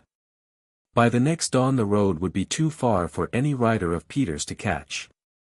Ned Stark closed his eyes upon the dark, and slept, and dreamed of a great grey wolf running on a black wagon's roof, and laughed to himself in the dream as he had not laughed in years. Chapter 5 The letters. The morning of the bath came pale and grey as a winter's beginning. Ned heard it through his door before he saw it. The corridor of the black cells was full, in the dawn hour, of an unaccustomed noise. Buckets clinking. The shuffle of 2 pairs of soft sandals, not boots. The sour scent of a barrel of cheap soap that had been kept overlong in a damp room.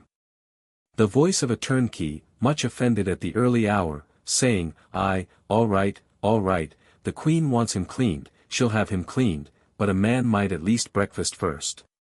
Ned smiled in the dark. The day had begun. The door opened. 2 of Pycelle's apprentices came in rough robes, with buckets and a folded grey blanket and a cake of soap and a wooden basin and a pair of shears. Behind them stood Hoth, the gold cloak, drinking a cup of small ale and yawning. Behind Hoth stood another gold cloak Ned did not know, a younger one. Behind the gold cloaks, in the corridor, half visible in the torchlight, stood a man in a doublet of green and silver who Ned recognized at once and did not let his face show that he did. It was Peter Baelish. Of course it was. Of course Peter would not leave the bathing of the hand to Pycelle's boys alone, not with an old Septa's needles and a black wagon ghosting the gates. Of course Peter would come, in person, on a pretext to be made up later, just to look the prisoner over. So. Then they would dance. Lord Stark, said Peter Baelish, and Peter's voice was the polite voice of a courtier who would never cause any unpleasantness if he could be spared the trouble. I have come to see that the Queen's instructions are carried out properly. You will forgive my intrusion. My lord. You look thin. Have they fed you? I have eaten what was set before me. Yes, said Peter. He did not enter the cell. He stood in the doorway, smaller than he had been in the throne room, but the smallness was a thing he wore deliberately, the way another man might wear a sword openly. I am sorry it has come to this, Lord Stark. I shall not pretend otherwise. There were paths we might have walked together, you and I. I had hoped, well. The hour is past for hopes. The hour is past for many things, Lord Baelish. Indeed. The apprentices began to wash him. They were clumsy. The water was cold. The soap stung the wound on his leg.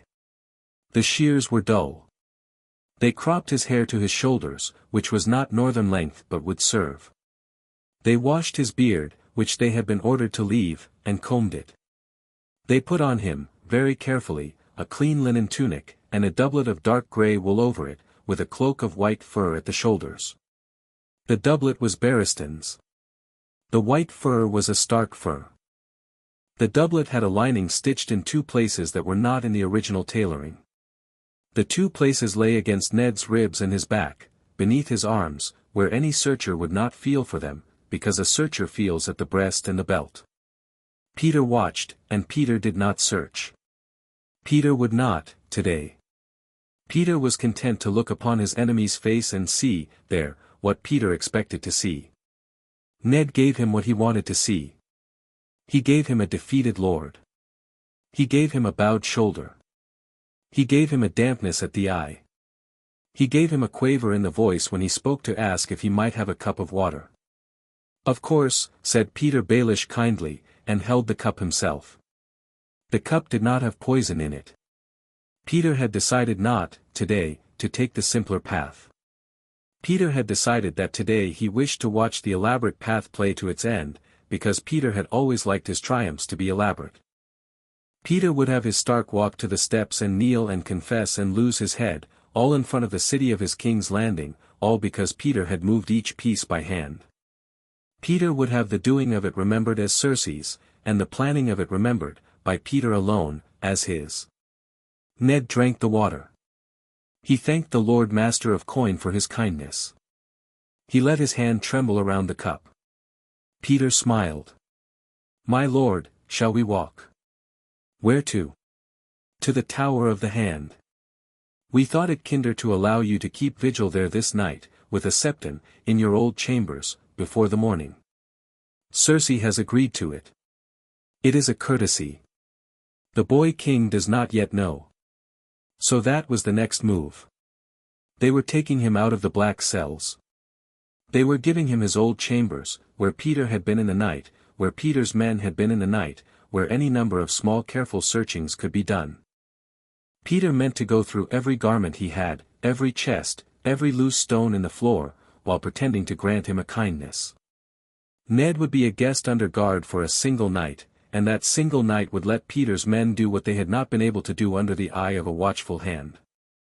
They could not search the doublet on his body, not with him in it, not with Peter's eye upon them.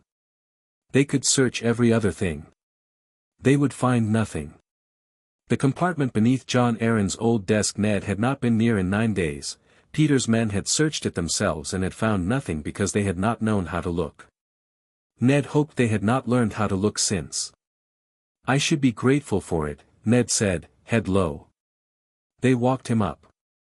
The corridors of the black cells slid past him, lit by torches in unfamiliar sconces, and the stairs rose under him like a ship climbing a slow swell.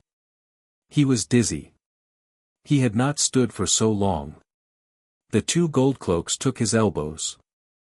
Hoth, the one who liked his wine, smelled of yesterday's wine. The young one smelled of fresh-cut leather. Peter walked behind, with his hands behind his back, like a kind professor walking a sick student. They came up into a small antechamber at the foot of the Tower of the Hand, and there a thing happened that Ned had not foreseen. A man was waiting in the antechamber. The man was tall, lean, gray-haired, with a long pale face and a mouth like a thin sword. The man was not in armor. He was in a riding cloak with the storm stag of the Baratheons above his heart in cloth of gold, and he wore at his hip a long sword in a plain black scabbard. Stannis Baratheon. Ned's heart stopped, and started again, and tried to do both at once, which produced a kind of hollow lurch in his chest. Stannis. Stannis was supposed to be at Dragonstone. Stannis was supposed to be receiving his letter through Barristan in 3 or 4 days. Stannis was not supposed to be standing in an antechamber in the Red Keep, not with a Baratheon stag on his breast, not before Peter Baelish. Then he understood. It was not Stannis. It was a man arranged to look like Stannis. The likeness was very good. From the height and the gauntness alone, anyone who had seen Stannis only at a distance would mistake the man. From the storm stag on the breast, anyone who did not look closely at the way the stitches met would mistake the man. From the pale, sour face, anyone who had once known Stannis as a younger and softer man would mistake the man. Peter's man. A double, dressed for an errand. Ned could not yet think for what. "Lord Stark," said Peter softly, beside him. "May I present a kinsman of his grace King Joffrey. Ser Davist, a cousin on the Queen's side, of the southern line. He has done a long service in Essos and only lately come home. He has consented, at our request, to bear letters of state for us, if we should have any to send with him on his return road. Discreet of bearing, prompt of horse. The road to Dragonstone is shorter for him than for some, since he keeps a swift caravel at our river port."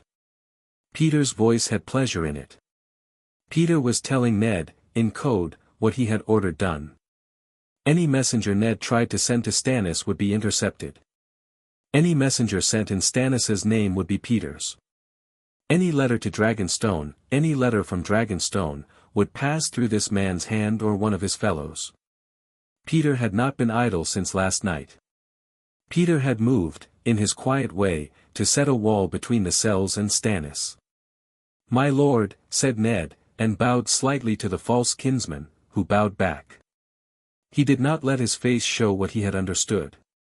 He let his face show only that he had been too long out of company, and was tired from the climb, and was glad of any kindness. But within himself, in the small dry chamber of his thoughts, he set a new piece on his Sivas board. The double. The fake Baratheon. The intercepted road. He weighed it. He weighed it against Barristan, who would not be intercepted, because Peter did not yet know about Barristan. He weighed it against Yoren, who was on the King's Road. He weighed it against Rayson the Footrunner, who would not be intercepted, because nobody bothered to intercept a man on foot. The wall Peter had built was a wall against horsemen. It was not a wall against feet. Peter had not bothered with feet because Peter did not believe that a great matter could be carried by anyone without a horse. Ned smiled, very faintly, behind his beard, and let himself be led. They put him in the hands chambers. They had left them mostly as they were, save that all the parchment was gone, and the strongbox was gone, and the ledgers were gone, and the chest of correspondence had been opened and emptied and lay against the wall like a rebuked child. The carpets were still down. The desk was still in its place. The compartment beneath the desk would still be in its place, because a desk does not declare its own secrets. Ned was given a septon, an old soft-spoken man named Septon Alador, who was so frightened of his task that he could barely read the prayers. The septon was meant to hear his confession. The septon was Peter's choice, which meant he was useless. Ned did not give him a confession. Ned gave him 3 formal recitations of the first and second oaths and a polite description of his sins of pride and warmth, and the septon, relieved, closed his book and dozed in a corner. Ned then knelt at the desk, ostensibly to pray.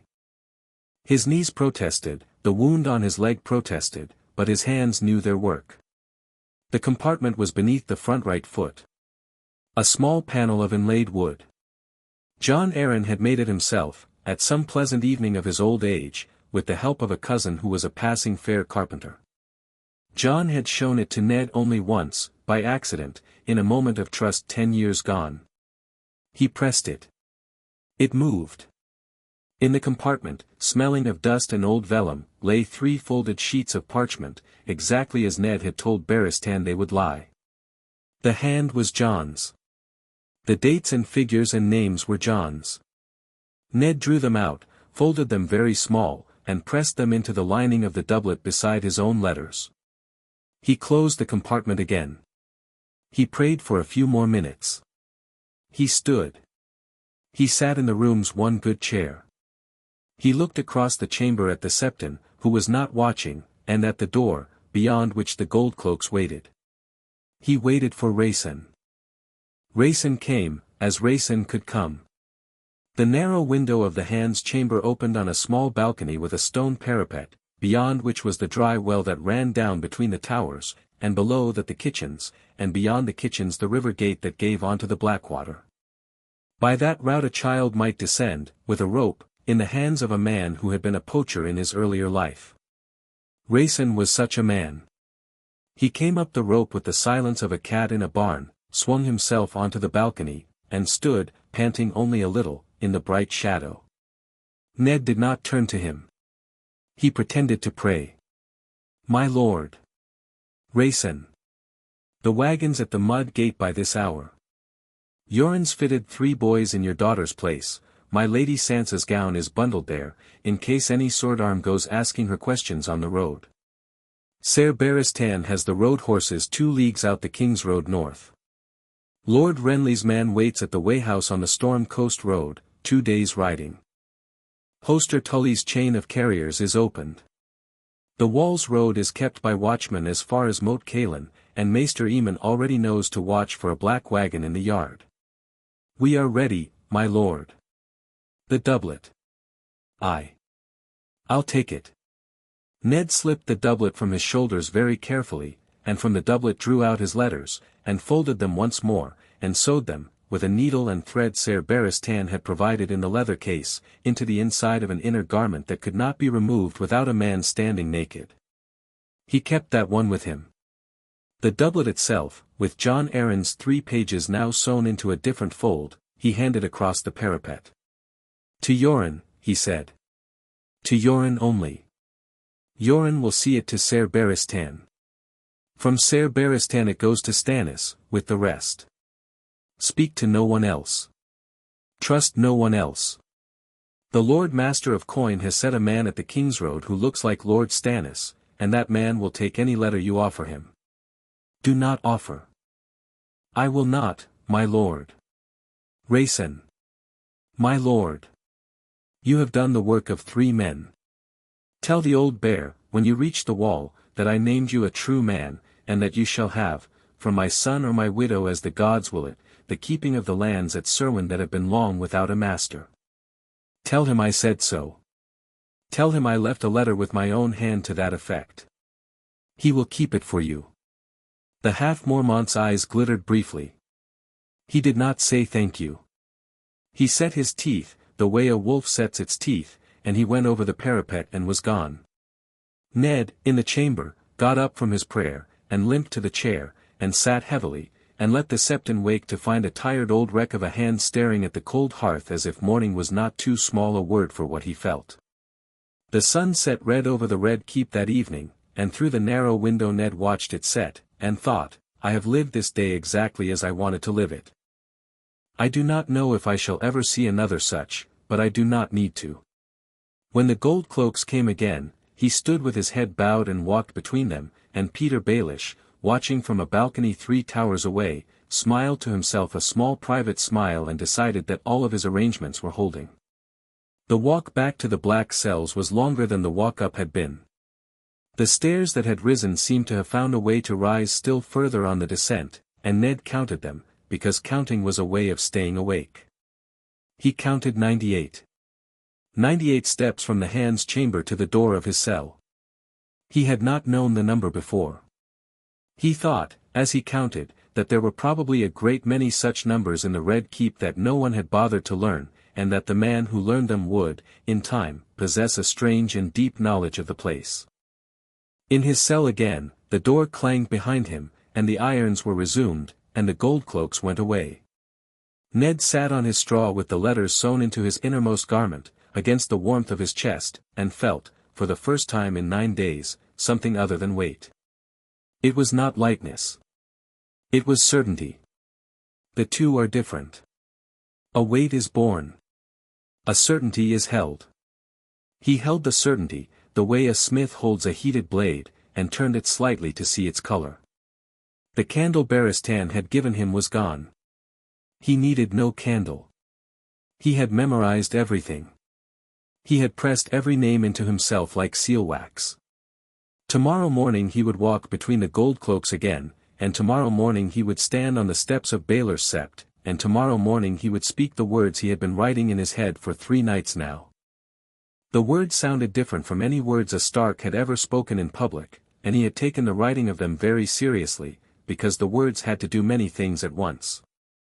They had to seem a confession to the Queen and to the boy king. They had to seem a humiliation to the watching crowd. They had to be, also, a quiet message to certain of the watching crowd, who would be told beforehand by Yoren or by Rayson or by the silent network of black wagons that had served the watch for centuries, what to listen for. The words had to plant, in the soil of 1,000 years, a seed that would not flower until after Ned's head was in the basket. He went over them once in his head, while he could. Then he slept. He did not dream. He had given dreams away with the doublet. In the deep middle of the night Sansa Stark came down to the black cells. She came as no Stark had ever come into the black cells. She came in a Lannister cloak, with a Lannister hood drawn low, and at her side walked a tall lean woman with a Lannister face and gold hair which was, beneath the dye, a different gold. The woman beside Sansa was Cersei's old wet nurse, who had nursed Cersei, and Tommen, and Myrcella, and who had known their grandmother at Casterly Rock, and who had, 3 nights ago, been promised by an old septa with whom she had played as a child in Lannisport that an old kindness might be repaid by a single small act of treason. The wet nurse, who was old and tired of Lannister cruelty, had agreed. Sansa came down the stairs and did not flinch at the smell. She did not flinch at the rats. She did not flinch at the torches, which threw their great hooded shadows on the wall. She walked with her hand in the wet nurse's hand. The two of them passed the dozing turnkey at the upper door, who had been given a small cup of poppy in his ale as a present from his lady, and was now nodding peacefully on his stool. The wet nurse opened the slot at the door of Eddard Stark's cell. "My lord," whispered Sansa. "Father." Ned came awake at once. He had been waiting for her. He had not known he had been waiting for her. He moved to the door without rising, on his knees on the straw, and put his face near the slot, and saw, by the small light, his daughter's eye against his eye. Her eye. Tully blue, his sister Lyanna's blue, a blue he had not known how dearly to love until he had not had it for 9 days. "Sansa." "Father. I cannot stay long. The Septa told me you were here." "The Septa is very brave. So is Marya." A pause, while her voice steadied itself. "Father, I've come to tell you. He came to my chamber tonight. Lord Baelish. He came late. He told me that tomorrow on the steps you would be sent to the wall, but that the king might be persuaded to make a different choice if I, father," he said, she broke off.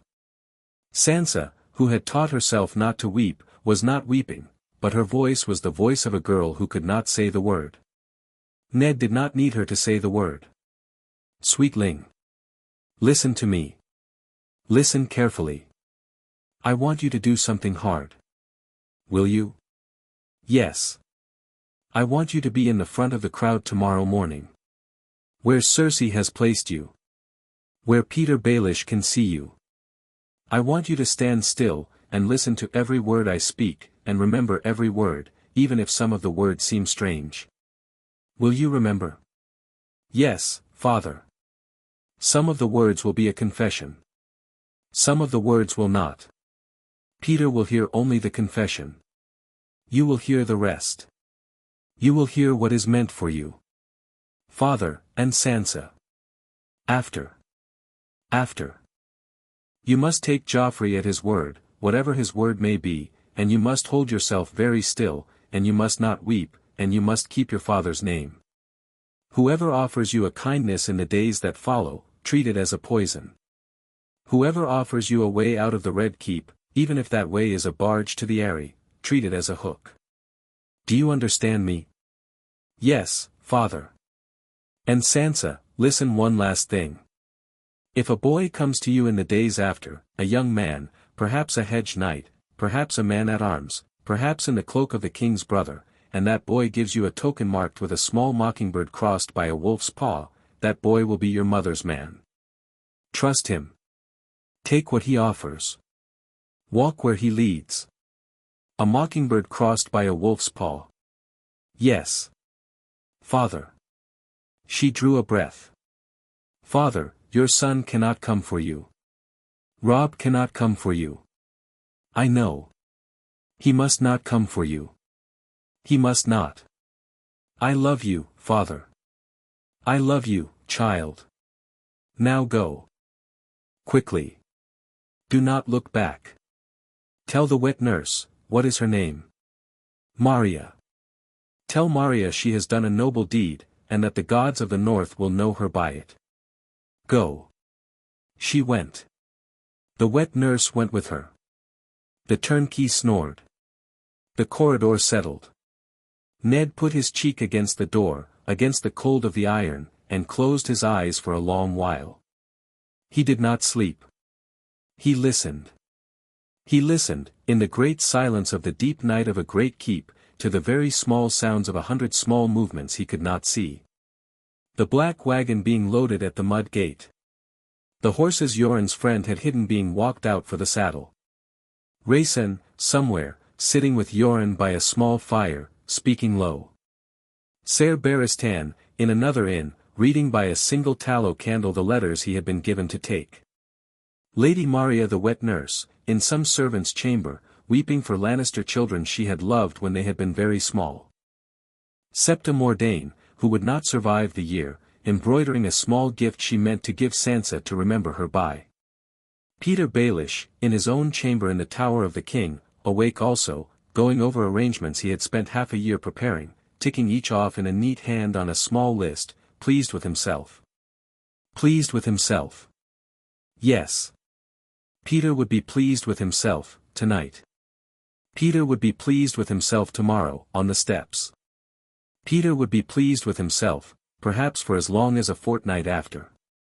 Then Peter would receive his first surprise, in the form of a sealed dispatch from Dragonstone, and his pleasure would begin its slow turning.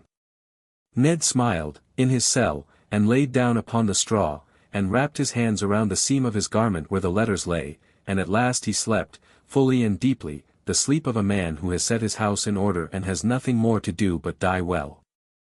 Chapter 6 The Steps of Baelor The day of the Steps of Baelor came up over King's Landing in a heat that had no business in early autumn. By the hour of the third bell the air above the bricks of Aegon's high hill shimmered like the air above a forge. The flies in Flea Bottom rose in clouds and settled in clouds. Men sweated. Bells rang. The merchants of Cobbler's Square boarded up their stalls early to attend, because no merchant in King's Landing missed an execution of a great lord, and only fools and foreigners failed to bring a basket of fruit to throw and a rag to mop their faces. Ned was washed again before dawn. He was given a cup of broth and 3 pieces of soft bread, which he ate slowly, because he had been told he would be on his feet a long while, and a man who has not eaten properly for 9 days cannot stand long without falling. He was given a small cup of watered wine, which he drank, because the wine had no poison in it. Peter had decided not, today, to do it that way. Today the show. Today the steps. Today the moving piece against the moving piece. A black-robed Septon came who was not Septon Alador. This one was younger and had the rasping cough of a man too long in the smoke of King's Landing. He put a clean white robe over Ned's grey doublet without being asked to remove the doublet, because the Queen had so ordained it. Ned was very grateful for the Queen's ordering. The white robe was only over the doublet. The letters in the lining of his innermost garment had been with him through the bath, through the second bath, through the dressing, through the morning. They were against his ribs and his back. They would be there until Yoren's man took them. By some sleight of hand he would have to invent on the steps if it were possible. If it were not, the letters would die with him in the basket beside his head, and the world would have to do its work without that copy. There were others.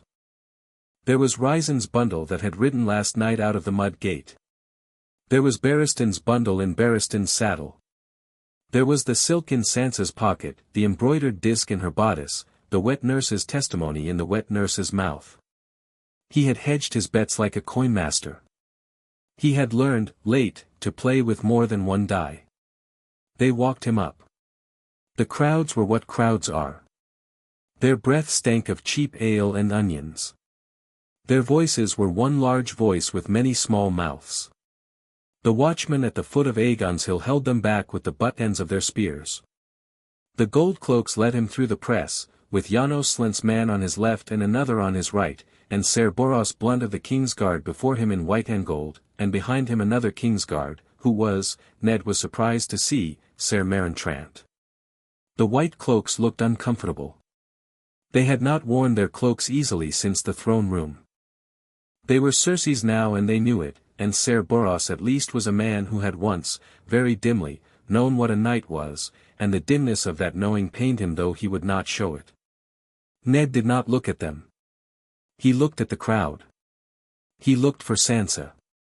He found her, before the first turning of the path.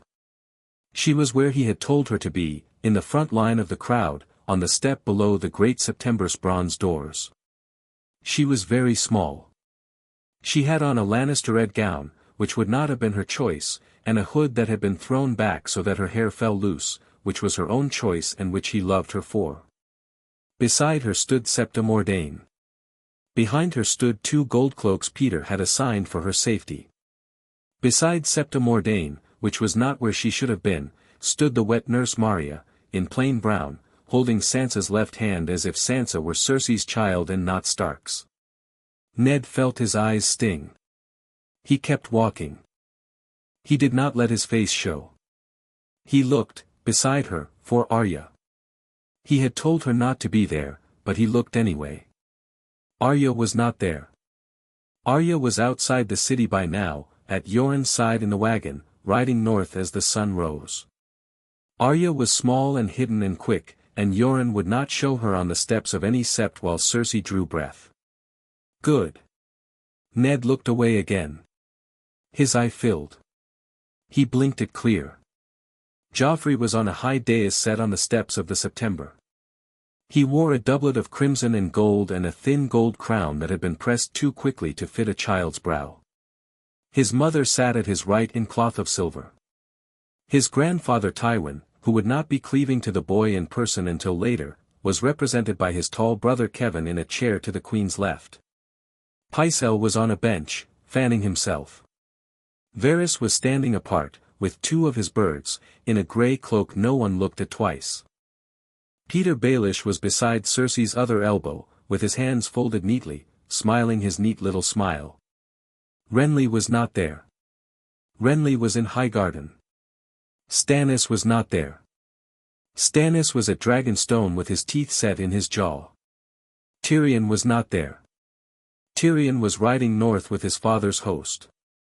Ned took a slow breath, and counted off who was missing, and was glad of each absence. The crowd grew. The bells rang again, the great bells. The High Septon, who had been Peter's man for as long as he had been the High Septon, came forth in cloth of gold and stood beside the dais and lifted his old withered arms. Ned was led to the steps. He was helped to kneel. He could not have knelt without help. His leg was bad.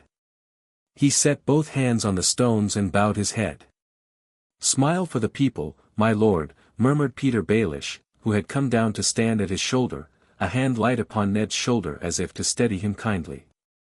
"It is your last performance. Make it a good one." Ned, looking at the stones beneath his hands, thought, "My last performance. Yes. Let me make it a good one." He raised his head. He waited until the bells had stopped. He waited until the crowd had hushed, the way crowds hush before great words. He waited until the light hit his face, so that everyone could see him. He drew a breath, and he spoke, and his voice was the voice of Eddard Stark, Lord of Winterfell, the voice that had carried in the God's Wood when he had given his small son's first true name to the ear of the Heart Tree. "I am Eddard, of the House Stark, lately hand of the king, and I stand before you now a confessed traitor." A roar from the crowd. A swelling. Sansa's hand tightened in Maria's. "I betrayed the trust of my king. I betrayed the trust of my friend. I plotted to deny the lawful king his throne, and I plotted to seat upon it instead a stag of another house. I did this, as has been said, for love of my own pride and for love of my own blood. For my pride, I begged the small folks' pardon. For my treason, I begged King Joffrey's mercy." The crowd jeered, on cue, as it had been told to jeer. The High Septon nodded gravely, eyes half closed. Cersei's mouth made a thin satisfied line. Peter Baelish smiled his neat little smile. Ned, in the breath that followed, allowed himself one further breath, and went on. "The blame is mine. But not mine alone. I confess for myself, but I will not confess for those who did not act. The lord whose counsel I disobeyed, the king who was a brother to me, the queen who is the mother of my king, these are not at fault. Neither is the master of laws, nor the master of ships. Neither is the master of whisperers, nor the grand maester, nor the noble Lannisters of the west, nor the brave Tyrells of the Reach, nor the lords of the Stormlands and the Riverlands and the Vale. The treason was mine. The folly was mine. I, Eddard Stark, in my own pride, in my own ignorance, was the man who held in his hand the poisoned cup that killed Jon Arryn. I, alone." A small ripple in the crowd. A murmur. He had not been told to say that. He had been told to confess to plotting against Joffrey. He had not been told to confess to the murder of his good father Jon Arryn. Cersei's eyes flicked sideways at him. Peter's smile, at his shoulder, had stiffened by exactly one tooth. Ned spoke on. His voice now had the weight of a man who has stopped breathing for himself and has begun breathing for words alone. "It was I who held the dagger that came to the throat of my own son Bran in his sickbed. I, alone. It was I who turned the gold cloaks of King's Landing, those 2,000 sworn men, against their own oaths, to attack their lawful hand. I, alone. It was I who took the gold of the crown, by way of certain loans, and bent it to my own ends, and wrote of these things in a long parchment that I left in a hidden compartment beneath my desk in the Tower of the Hand, that any who came after me might know the depth of my wickedness. I, alone. I, alone. I, alone." He was speaking nonsense now. He was speaking nonsense, by the lights of the assembled lords. He was confessing to crimes he could not have committed. He had been at Winterfell when the dagger came to Bran's throat. He had been hand for a fortnight when the gold cloaks turned. He had not been on the small council when Jon Arryn began to be ill, he had been in the north. But Sansa, on the steps below, was listening. Sansa, who had been told by her father in a whisper through a slot to listen for words that did not seem to belong, was listening, and she heard. So did Varys, who had not moved from his grey-cloaked corner. So did the cloth merchants from Lannisport in the second row of the crowd, who had been told by a black-cloaked stranger in there in the night before that there was profit to be had in remembering exactly what Lord Stark said today, and that a discreet man would carry their report south to Lannister captains who hated Lord Baelish's debt. So did 3 sworn men of House Tully, who had ridden down from the Riverlands disguised as merchants of fish, and who carried, in their saddlebags, parchment and quills. So did 6 sons of the small lords of the Crownlands, bored boys in noble livery, who would later that day, in their cups, repeat what they had heard with the clarity of bored boys. So did the guildmasters of the goldsmiths and the silversmiths, who knew very well what the master of coins, loans, were, and who had been chafing under those loans for 6 years. The seed had been planted. 1,000 throats would tell it, before the day was out, and 1,000 more by the morrow, and the version that took root in the streets would be the version that was true. Eddard Stark had risen on the steps of Baelor and had used the word I, alone exactly 7 times, in confession of crimes that another man had committed. The crowd would do the math. Cersei, at last, leaned forward. Joffrey, watching his mother lean forward, saw her stiffen, and being a child he did not understand the stiffening but he saw it as a sign of weakness. Joffrey enjoyed his mother's weakness. Joffrey, on his own dais, made up his mind in that instant to do the thing he had been quietly told by Peter Baelish, 3 nights ago over a cup of cool wine, that he was on no account to do. Joffrey rose. Joffrey lifted his chin. Joffrey, in a high boy's voice that did not yet have any sweetness in it, called out to his white cloaks. My lady mother and the master of coin and the high septon are too soft on traitors. My father said a traitor's place is on a pike. Ser Island, strike off Lord Stark's head. Cersei's face went white.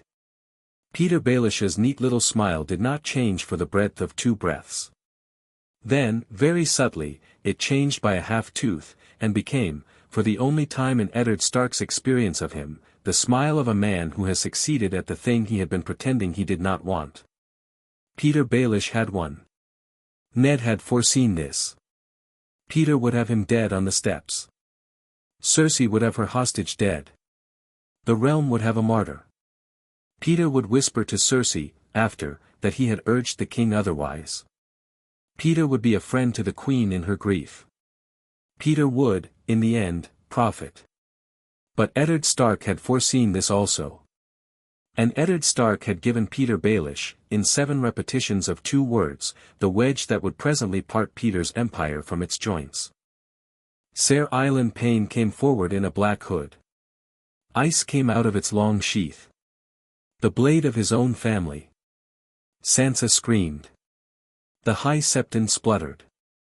Cersei rose to her feet, white, with her hand half raised as though to stop what she had set in motion and could not quite remember how to stop. Ned looked, in the last second of his life, for the man with the silver gauntlets, and found him. Yoren of the Night's Watch was at the back of the crowd, in a black cloak much like 100 other black cloaks, with his arms tightly across the body of a small ragged boy who was kicking him hard in the shin. Ned saw the boy's face, Arya's face, for just long enough to know that Yoren had not, after all, gotten her out of the city in time, and that Yoren was now doing the only thing any honorable Night's Watchman could do, which was keep her alive in this very moment by holding her so that she could not see, because seeing would break her, and a broken Stark on the steps of Baelor was no use to anyone. Ned looked at Yoren. Yoren saw. Yoren tightened his arm. Arya's small face, beneath Yoren's hand, was streaming tears and was already turning into the face that, years from now, would walk into halls of greater men than Peter and look upon their throats. Ned's last thought was not a thought. It was a feeling. It was the feeling a man has when he has, against all his expectation, set an apple bough in spring with his own hands and lived long enough to see one apple ripen. Ice fell. The crowd roared. The bells rang. Sansa fainted into Maria's arms. Maria carried her back, away from the steps, and the gold cloaks Peter had set to her did not stop them, because the gold cloaks had been told that she was to be protected and not pursued. Septa Mordane went with them, the only one of the 3 with eyes still working, weeping the kind of weeping that does not let a person see. On the dais, Cersei sat heavily. Joffrey, having done the thing, looked startled by it. Peter Baelish closed his eyes for a moment in the kind of careful gesture that suggests grief and was, if one looked closely, the gesture of a man taking very fine inventory. At the back of the crowd, Yoren of the Watch let go his hold of Arya Stark and turned her face into his cloak, and walked her out of King's Landing, eastward, on foot, toward the River Road and the King's Road and the Long Road north, and did not look back. In a high tower, Varys closed the shutter against the noise of the crowd and went, by certain corridors of his own, to a small chamber where a half-Mormont man called Rayson waited. Varys spoke a single sentence. Rayson listened. Rayson ran. By dusk that day, 4 fast horses with white and silver and grey and gold riders left King's Landing on 4 different roads.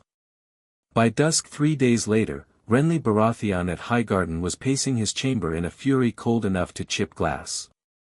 By dusk 5 days later, Stannis Baratheon at Dragonstone was reading by candle a letter signed with a thumbprint, and beside the letter were 3 pages in the hand of Jon Arryn, and beside those was a small silk handkerchief covered in tiny brown letters. By dusk 1 week later, Catelyn Stark, at the Twins, opened with shaking hands the last letter her husband would ever write to her, and read it twice, and laid her head against Robb's shoulder, and did not weep, because there was a road to ride and a wolf to lead. And in the Red Keep of King's Landing, in the Tower of the King, Peter Baelish slept the easy sleep of a man whose plans have all gone exactly as he wished, and did not yet know that under his bed, on the floors above and below his chamber, in the eaves of the high windows and the cellars of the low ones, in the kitchens and the stables and the chapels and the rope walks of the Red Keep, 27 small mouths in 27 small ears were already repeating the words "I, alone." That evening, in the chamber where the body had been laid, a single tallow candle burned beside the hooded figure of a small woman who had wept herself out in the gardens an hour earlier and had returned with a clearer face. Sansa Stark, in her Lannister-red gown and Lannister hood, stood beside the bier with her hand resting upon the small white robe over her father's chest, and she said, very softly, in the old northern tongue Septa Mordane had taught her, "He hears me." She had been told he would. She had been told the trees of the gods would remembered every word that was spoken beneath them, and that her father, once a worshipper of those trees, was now a part of them. She did not know if she believed it. She thought, perhaps, it did not matter. The saying was the doing. She bent her face close to the bier. The bier had been roughly assembled. The High Septon would not have her father buried in the Great September, of course. Her father had been a worshipper of the old gods, and besides, he had been declared a traitor on the steppes. He would lie tonight in this small antechamber that was meant for the laying out of fallen gold cloaks. He would be hauled in the morning to a pauper's grave in a yard outside the walls. Sansa knew this. She had been told this by Cersei herself, in a private chamber that afternoon, with a thin cruelty that would have bent her, a fortnight ago. Today it did not. Today, in the antechamber, she was not afraid of Cersei. She was not afraid of Joffrey. She was not even afraid of Peter Baelish, who had come into the chamber half an hour before with a small folded silk and a look of solicitous grief, and had pressed the silk into her hand, and had said, "I knew your father, child, when he was younger than you are now. I shall mourn him in my own quiet fashion." And she had taken the silk, and had thanked him, and had folded the silk into the same pocket of the same gown where she had folded the bloodied silk 3 days before. 2 silks. One given by Peter, one written in the blood of his death's daughter. She had smiled at Peter, in the antechamber, with the smile she had been practicing all summer. He had smiled back. In the corner of the antechamber, in another shadow, the wet nurse Maria watched. Maria did not have the courage to enter the bier's circle of candle. Maria had carried a Stark girl out of the steps of Baelor Sept that day and had earned the name of friend. Maria did not need to be a hero again. Maria needed only to live long enough to give one further piece of testimony, when Stannis's man came at last, and Stannis's man had been promised by a small black-cloaked stranger with a Mormont's nose that a kindness was on the way for the wet nurse Maria in the form of a silver coin and a passage by ship to the free cities, where her old age might be passed in some sun.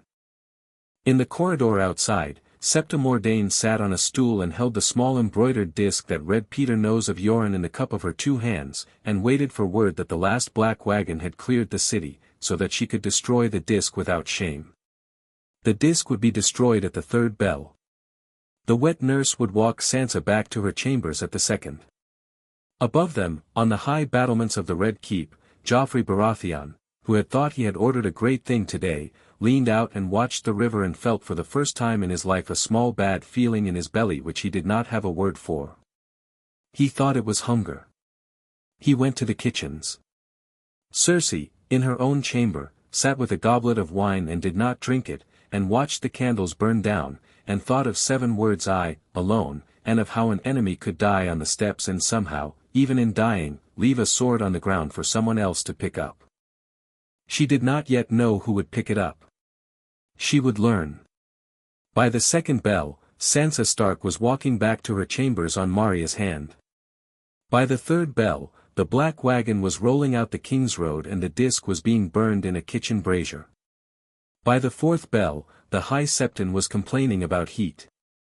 By the 5th bell, Peter Baelish was sitting in his chamber writing a long letter to Lord Tywin Lannister at the Trident, in which he was carefully arranging a small but decisive piece of misinformation that would cost him, in the end, his entire empire. By the 6th bell, Yoren of the Night's Watch was a league north of King's Landing with a small ragged boy who was no longer a small ragged boy but a girl with newly shaved hair and a wooden practice sword, weeping silently and without stopping into Yoren's cloak. By the 7th bell, in a high tower of dragonstone, an exhausted knight with a white beard rolled himself off the back of a foundered horse and walked, on legs that did not entirely belong to him, into the great hall of his lord, and laid upon his lord's table a packet of letters and 3 pages of an old man's careful hand and a thumbprint as a seal. The bells of the September of Baelor rang again that night. They rang for many things. They rang for the supposed traitor whose head had been removed earlier in the day. They rang for the boy king who had ordered the removal. They rang for the city, and for the realm, and for the gods of 7 who watched it all. They rang also, although the bell-ringers did not know it, for the funeral of the Lord of Mockingbirds, which had begun that morning on a flight of stone steps and would conclude, several months hence, in another tower upon another hill, with another man's hands round another man's neck. Chapter 7 The Mockingbird Falls. Stannis Baratheon read the letters first. He read them at his table in the painted chamber of Dragonstone with the great map of the realm spread before him and a single beeswax candle burning in a tall iron stand. He read in his usual fashion, which was to read straight through without speaking, his lower jaw set, his hand pressed flat upon the parchment, never running his finger along the lines because he did not need to. He read each page once. He went back. He read certain passages 3 times more. When he had finished, he stood up. He walked to the open window of the painted chamber, looked out across the bay toward the Stormlands, and said one word in the voice of a man who has stopped being a brother and has become something else. Now. Ser Davos Seaworth, who had been waiting at the door, stepped forward. So did Maester Cresson, who looked very old and very tired and yet more upright than he had looked in months. So did Salador San, who was not yet at Dragonstone but who had been mentioned in plans they had been making for a fortnight, and so did, in the back of the chamber, the woman in the red gown whom Stannis had not entirely yet decided to listen to but whose advice today he found himself disinclined to refuse on any matter. "My lords," said Stannis, "the king's blood is paid. The blood I shall now spill is owed for it." He turned. "Maester Cresson. I require ravens. To Storm's End, where my brother Renly lies in dishonor of his oath of obedience to the king. To the Eyrie, where the Lady Lisa Arryn must be questioned, by means I shall presently determine. To Riverrun, where Lord Hoster is a friend of justice. To the Twins, where my Lord Stark's widow and son are riding. To every great holdfast of the Stormlands, which are mine by birth. To every minor holdfast where there is a clean man with a sword and a horse. To every Guildhall of King's Landing, where the Master of Coin's debts have been the talk in private rooms for 3 years. The text I shall give you within the hour. The seal shall be mine as it has not yet been mine." He turned to Davos. "Sire. You will sail tomorrow at dawn for the Stormlands with 3 sealed copies of these letters and the testimony of Ser Baristan Selmy, whom we shall keep here for a season. You will deliver them to the lords I shall name and you will return with their answers. We shall raise the storm stag at Storm's End by the end of the moon. He turned to the Red Woman, and only then, slightly. Lady. Your prophecies have not been wrong, on this one matter. I owe you that much. I shall not yet promise more. She bowed her head, content with what she had been given, and said nothing. Stannis returned to his table. He sat down. He took up a fresh sheet of parchment. He dipped his pen.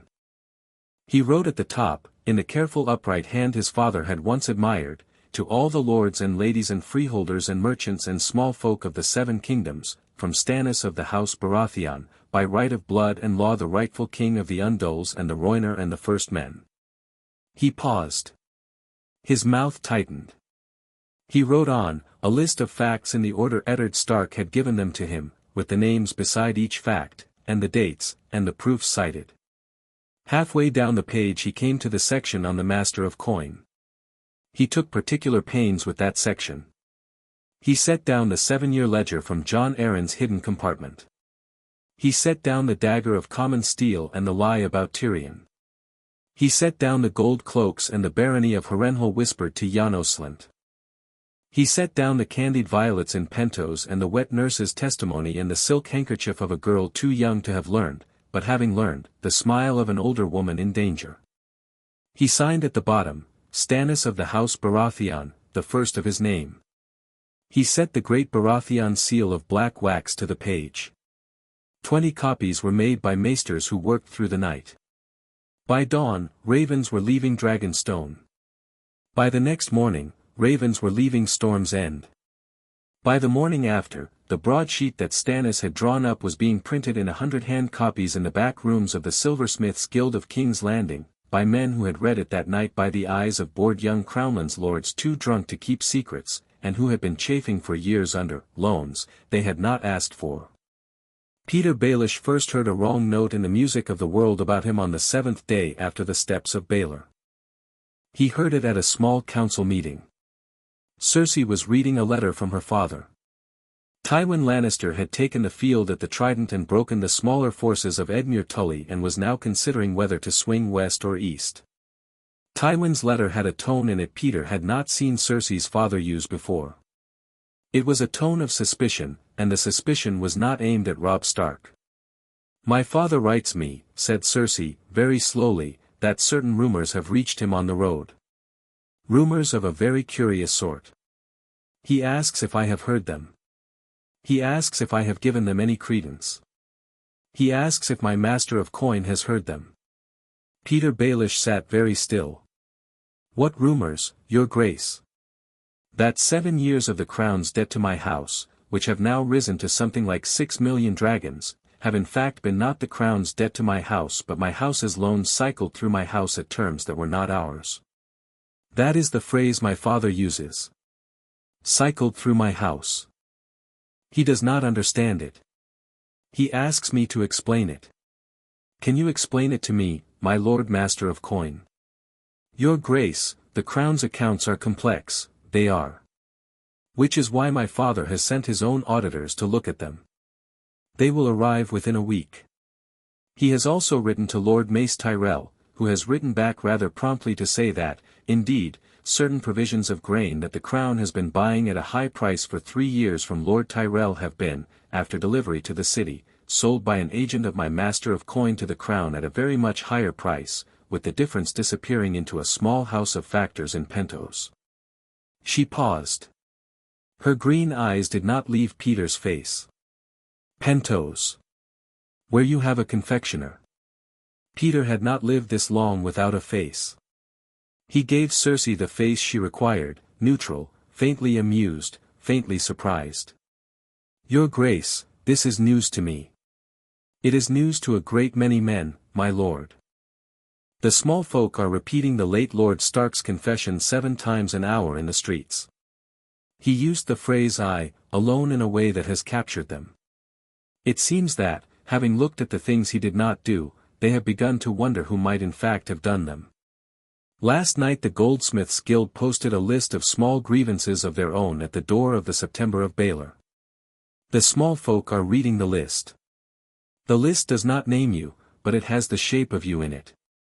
My uncle Kevin also has been heard to ask why the crown's debt to my house has not, in 3 years, gone down despite my brother Tyrion having sent 4 shiploads of gold from Casterly Rock against it. Where has the gold gone, my lord master of coin? Peter, who had been Peter Baelish for 40 years and had survived a great many small councils, made one small mistake in this hour. He underestimated the daughter of Tywin Lannister. He had spent so long thinking of Cersei as a hammer that he had forgotten that hammers have eyes set into them, sometimes, by craftsmen of unusual skill. Cersei had been quietly told 2 truths in the last 7 days. She had been told them by her uncle Kevin, who had been told them by Tyrion, who had been told them by his mother, by old Maester Cresson, who had been told them in a sealed packet of letters that had written by Ser Barristan from Dragonstone. The proof Stannis was now circulating had reached Cersei's family before they had reached Cersei. Tywin Lannister, who did not love Tyrion much but who loved his gold a great deal, had read the proofs and had become, over a single evening, a man with a different agenda. Peter had not yet realized this. He thought he was speaking to a hammer. "Your Grace," said Peter carefully, "I shall be glad to assist your father's auditors in any examination they care to make. The accounts are kept clean. Any seeming irregularity will, I have no doubt, be a mere matter of clerical confusion." "I have no doubt, my lord." "None at all." She rose.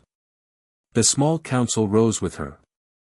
She left the chamber, and Peter Baelish stood in the empty chamber for a moment longer than was customary, and felt, for the first time in his life, the small bad feeling that Joffrey had felt above the river, and named it correctly. It was the feeling of a man who has stepped onto a stone he had not noticed had begun to slide. Peter left the small council chamber, and did not go back to his own quarters. He went instead to the chambers where his coffers were kept, by a quiet route. He spent 2 hours moving certain things from those chambers into a small chest that could be carried by one man on horseback. He went, after, to a private room of the lower city, where a captain of his own keeping was waiting on Peter's signal to make ready a ship at the river port. The captain was waiting. The ship was ready.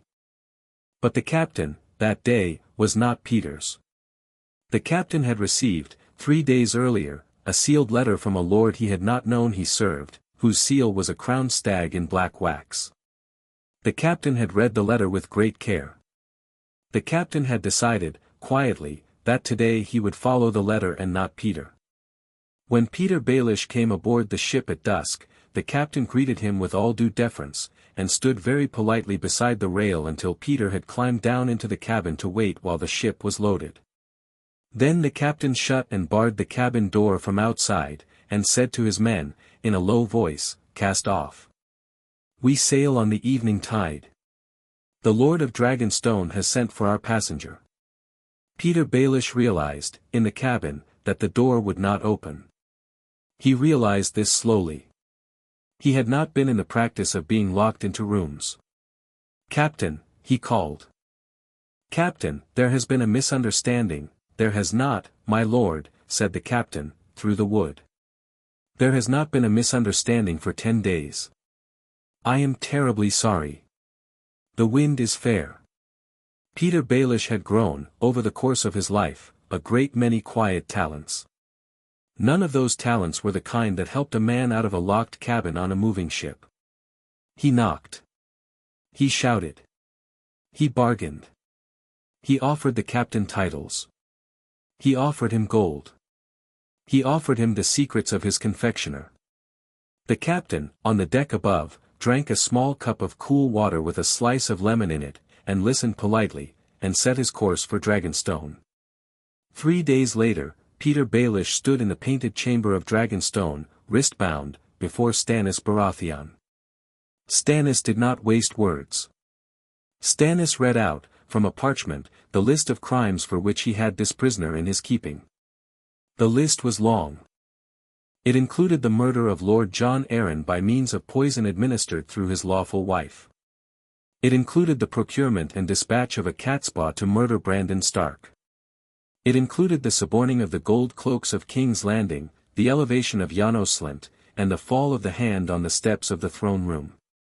It included 3 counts of forgery against the crown, 4 counts of embezzlement, and 1 count of treason in encouraging the false coronation of Joffrey Baratheon, whom Stannis named in this hour as a baseborn child of incest fathered upon the queen by her own brother. Stannis named all of this without raising his voice. Then Stannis named the witnesses. They were many. They included Ser Barristan Selmy in person, who stood at Stannis's right hand. They included the wet nurse Marya, who had been delivered to Dragonstone by Davos in the same boat as the false Stannis double captured on the King's Road north of King's Landing, whose own confession had ratified Peter's name 3 times. They included Maester Coleman, who had been collected by a Tully man from his small holdfast on the fingers and who had, before Maester Cresson, in the very chamber where Peter now stood, given a clear and grateful confession of how he had been threatened by Lord Baelish into pouring a tincture of tears of bliss into the morning cup of Lord John Arryn. They included Septa Mordane's careful written testimony in 2 pages, sent from the Red Keep before her own arrest. They included 2 stewards of Lord Arryn, who had been turned out of the Tower of the Hand and had been quietly housed by Yoren in a cell of the Watch's keeping at White Harbour. They included an entire packet of correspondence in Lord Peter's own hand, retrieved from a tower in Gulltown by a captain of the Vale who had sworn his sword at Stannis's elbow that morning. Peter listened to all of it with a face that had stopped being his face. At the last name, he closed his eyes briefly. He had stopped, a few minutes ago, the slow internal arithmetic of his own escape. "My lord," he said, "if I might." "You may not," said Stannis Baratheon. "You will not address this court again. You have one final office to perform, my lord. You will be taken to the courtyard and there beheaded. The blade shall be Lightbringer." Peter Baelish opened his eyes. "Lightbringer? It is a sword," said Stannis. "I do not yet know if it is the sword.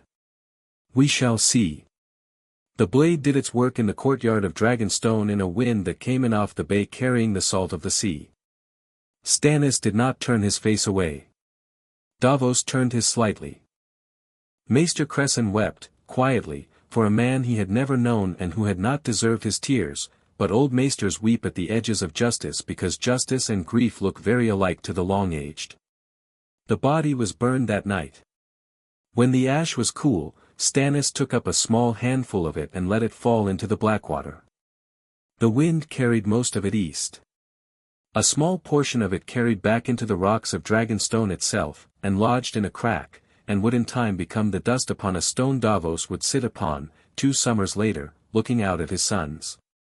In the same hour at the Twins, a different thing happened. Catelyn Stark stood at the head of the great hall and read aloud to the assembled lords of the North and the Trident the letter her husband had written her. She did not weep.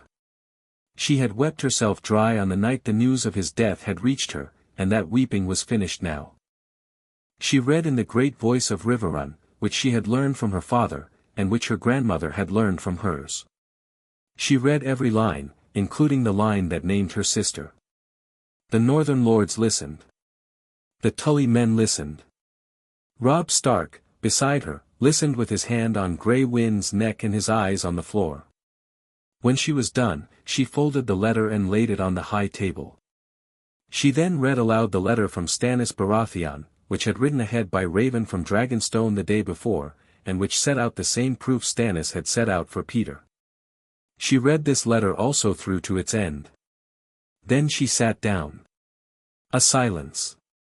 Lord Walder Frey, on whose hall they were standing, broke the silence with a long thoughtful chewing of his gums. Lord Walder said that he had supposed it would come to this. He said that he had heard, in the matter of Lord Baelish, certain rumors of long standing about the wool trade of Wedwood that he had not previously credited but did now. He said that, since the matter was now decided in the public eye and the great houses were lining up against the boy on the throne, he supposed his daughters might yet make decent matches against a Stark. He said it as though he had said other things, but those were the words his hall heard. Robb Stark stood up. Robb stood up to his full height for the first time in his life, with his father's name upon him like a cloak. He spoke. He spoke the way Ned had hoped he would speak in the letter Robb had found waiting for him at the Twins. He spoke neither as a lord nor as a king, but as a son who had been given a sword and a truth and now meant to use both. He named the false king in the south and his false uncle.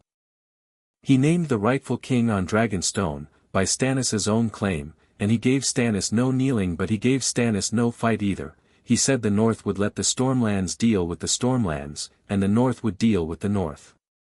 He said the North would ride home with its dead and would weep them into the soil and would kneel where it had to kneel and stand where it had to stand.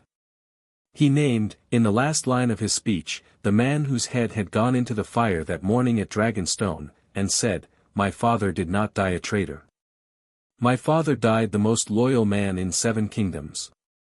My father walked to the steps of Baelor Sept knowing he would not return, and walked there to lay a trap that his enemies' own arrogance would close upon them.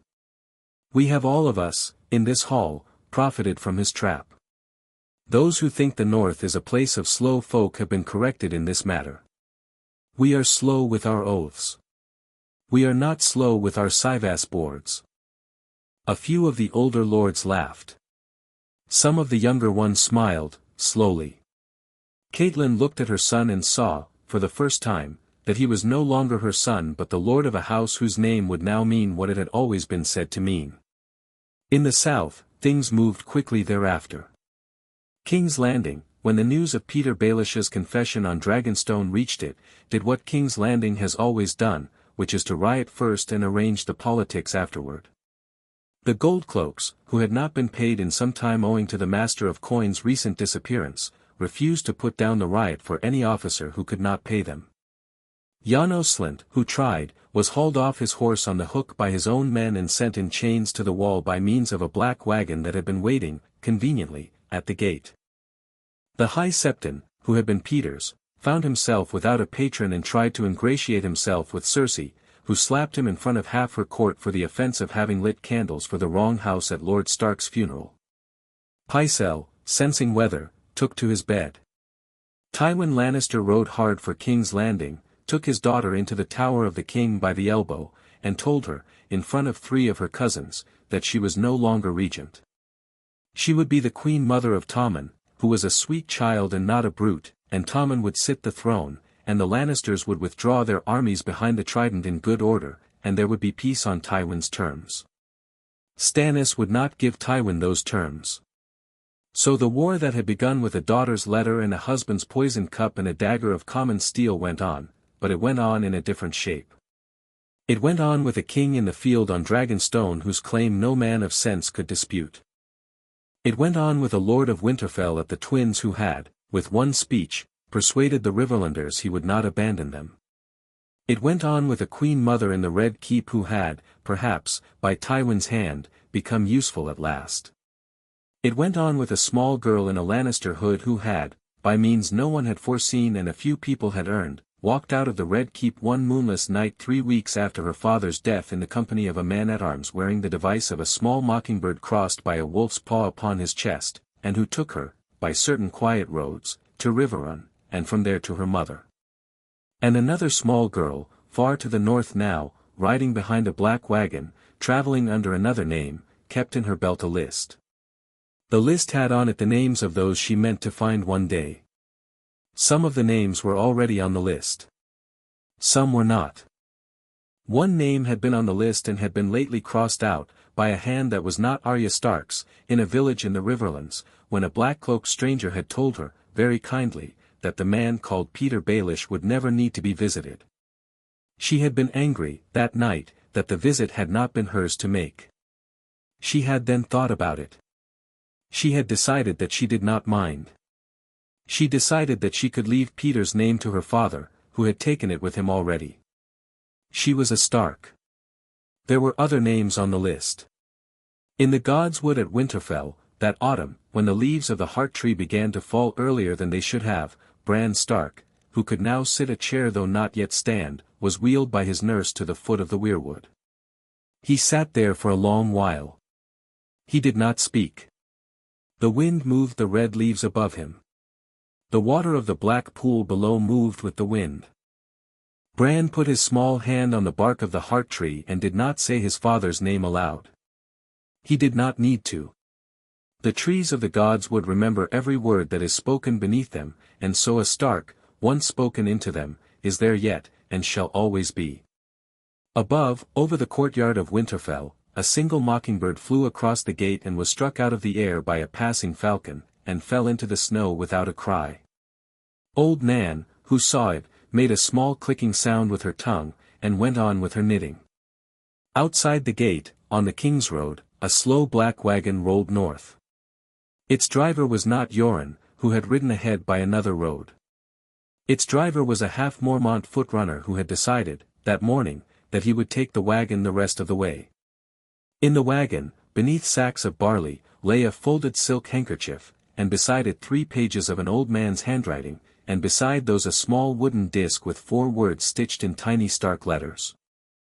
These 2, in time, would be planted under the heart tree. These 2 would remember. And in the south, in the black cells of the Red Keep, the cell that had held Eddard Stark stood empty. The straw had been changed. The wooden bowl, with its scratched marks and its small drawing of a worse-drawn crown, had been thrown out and burned. A new prisoner was already in the cell. The new prisoner was a small pale Grand Maester named Pycelle, who had finally been told a thing he could not deny by Tywin Lannister's auditors, and had been led down the staircase of 98 steps in his own chains, and had set his hand on the same straw, and had begun, in the dark, to count torches. He would count many of them, in his time there. He would not, like Ned Stark, learn anything new from the counting. He was not that sort of man.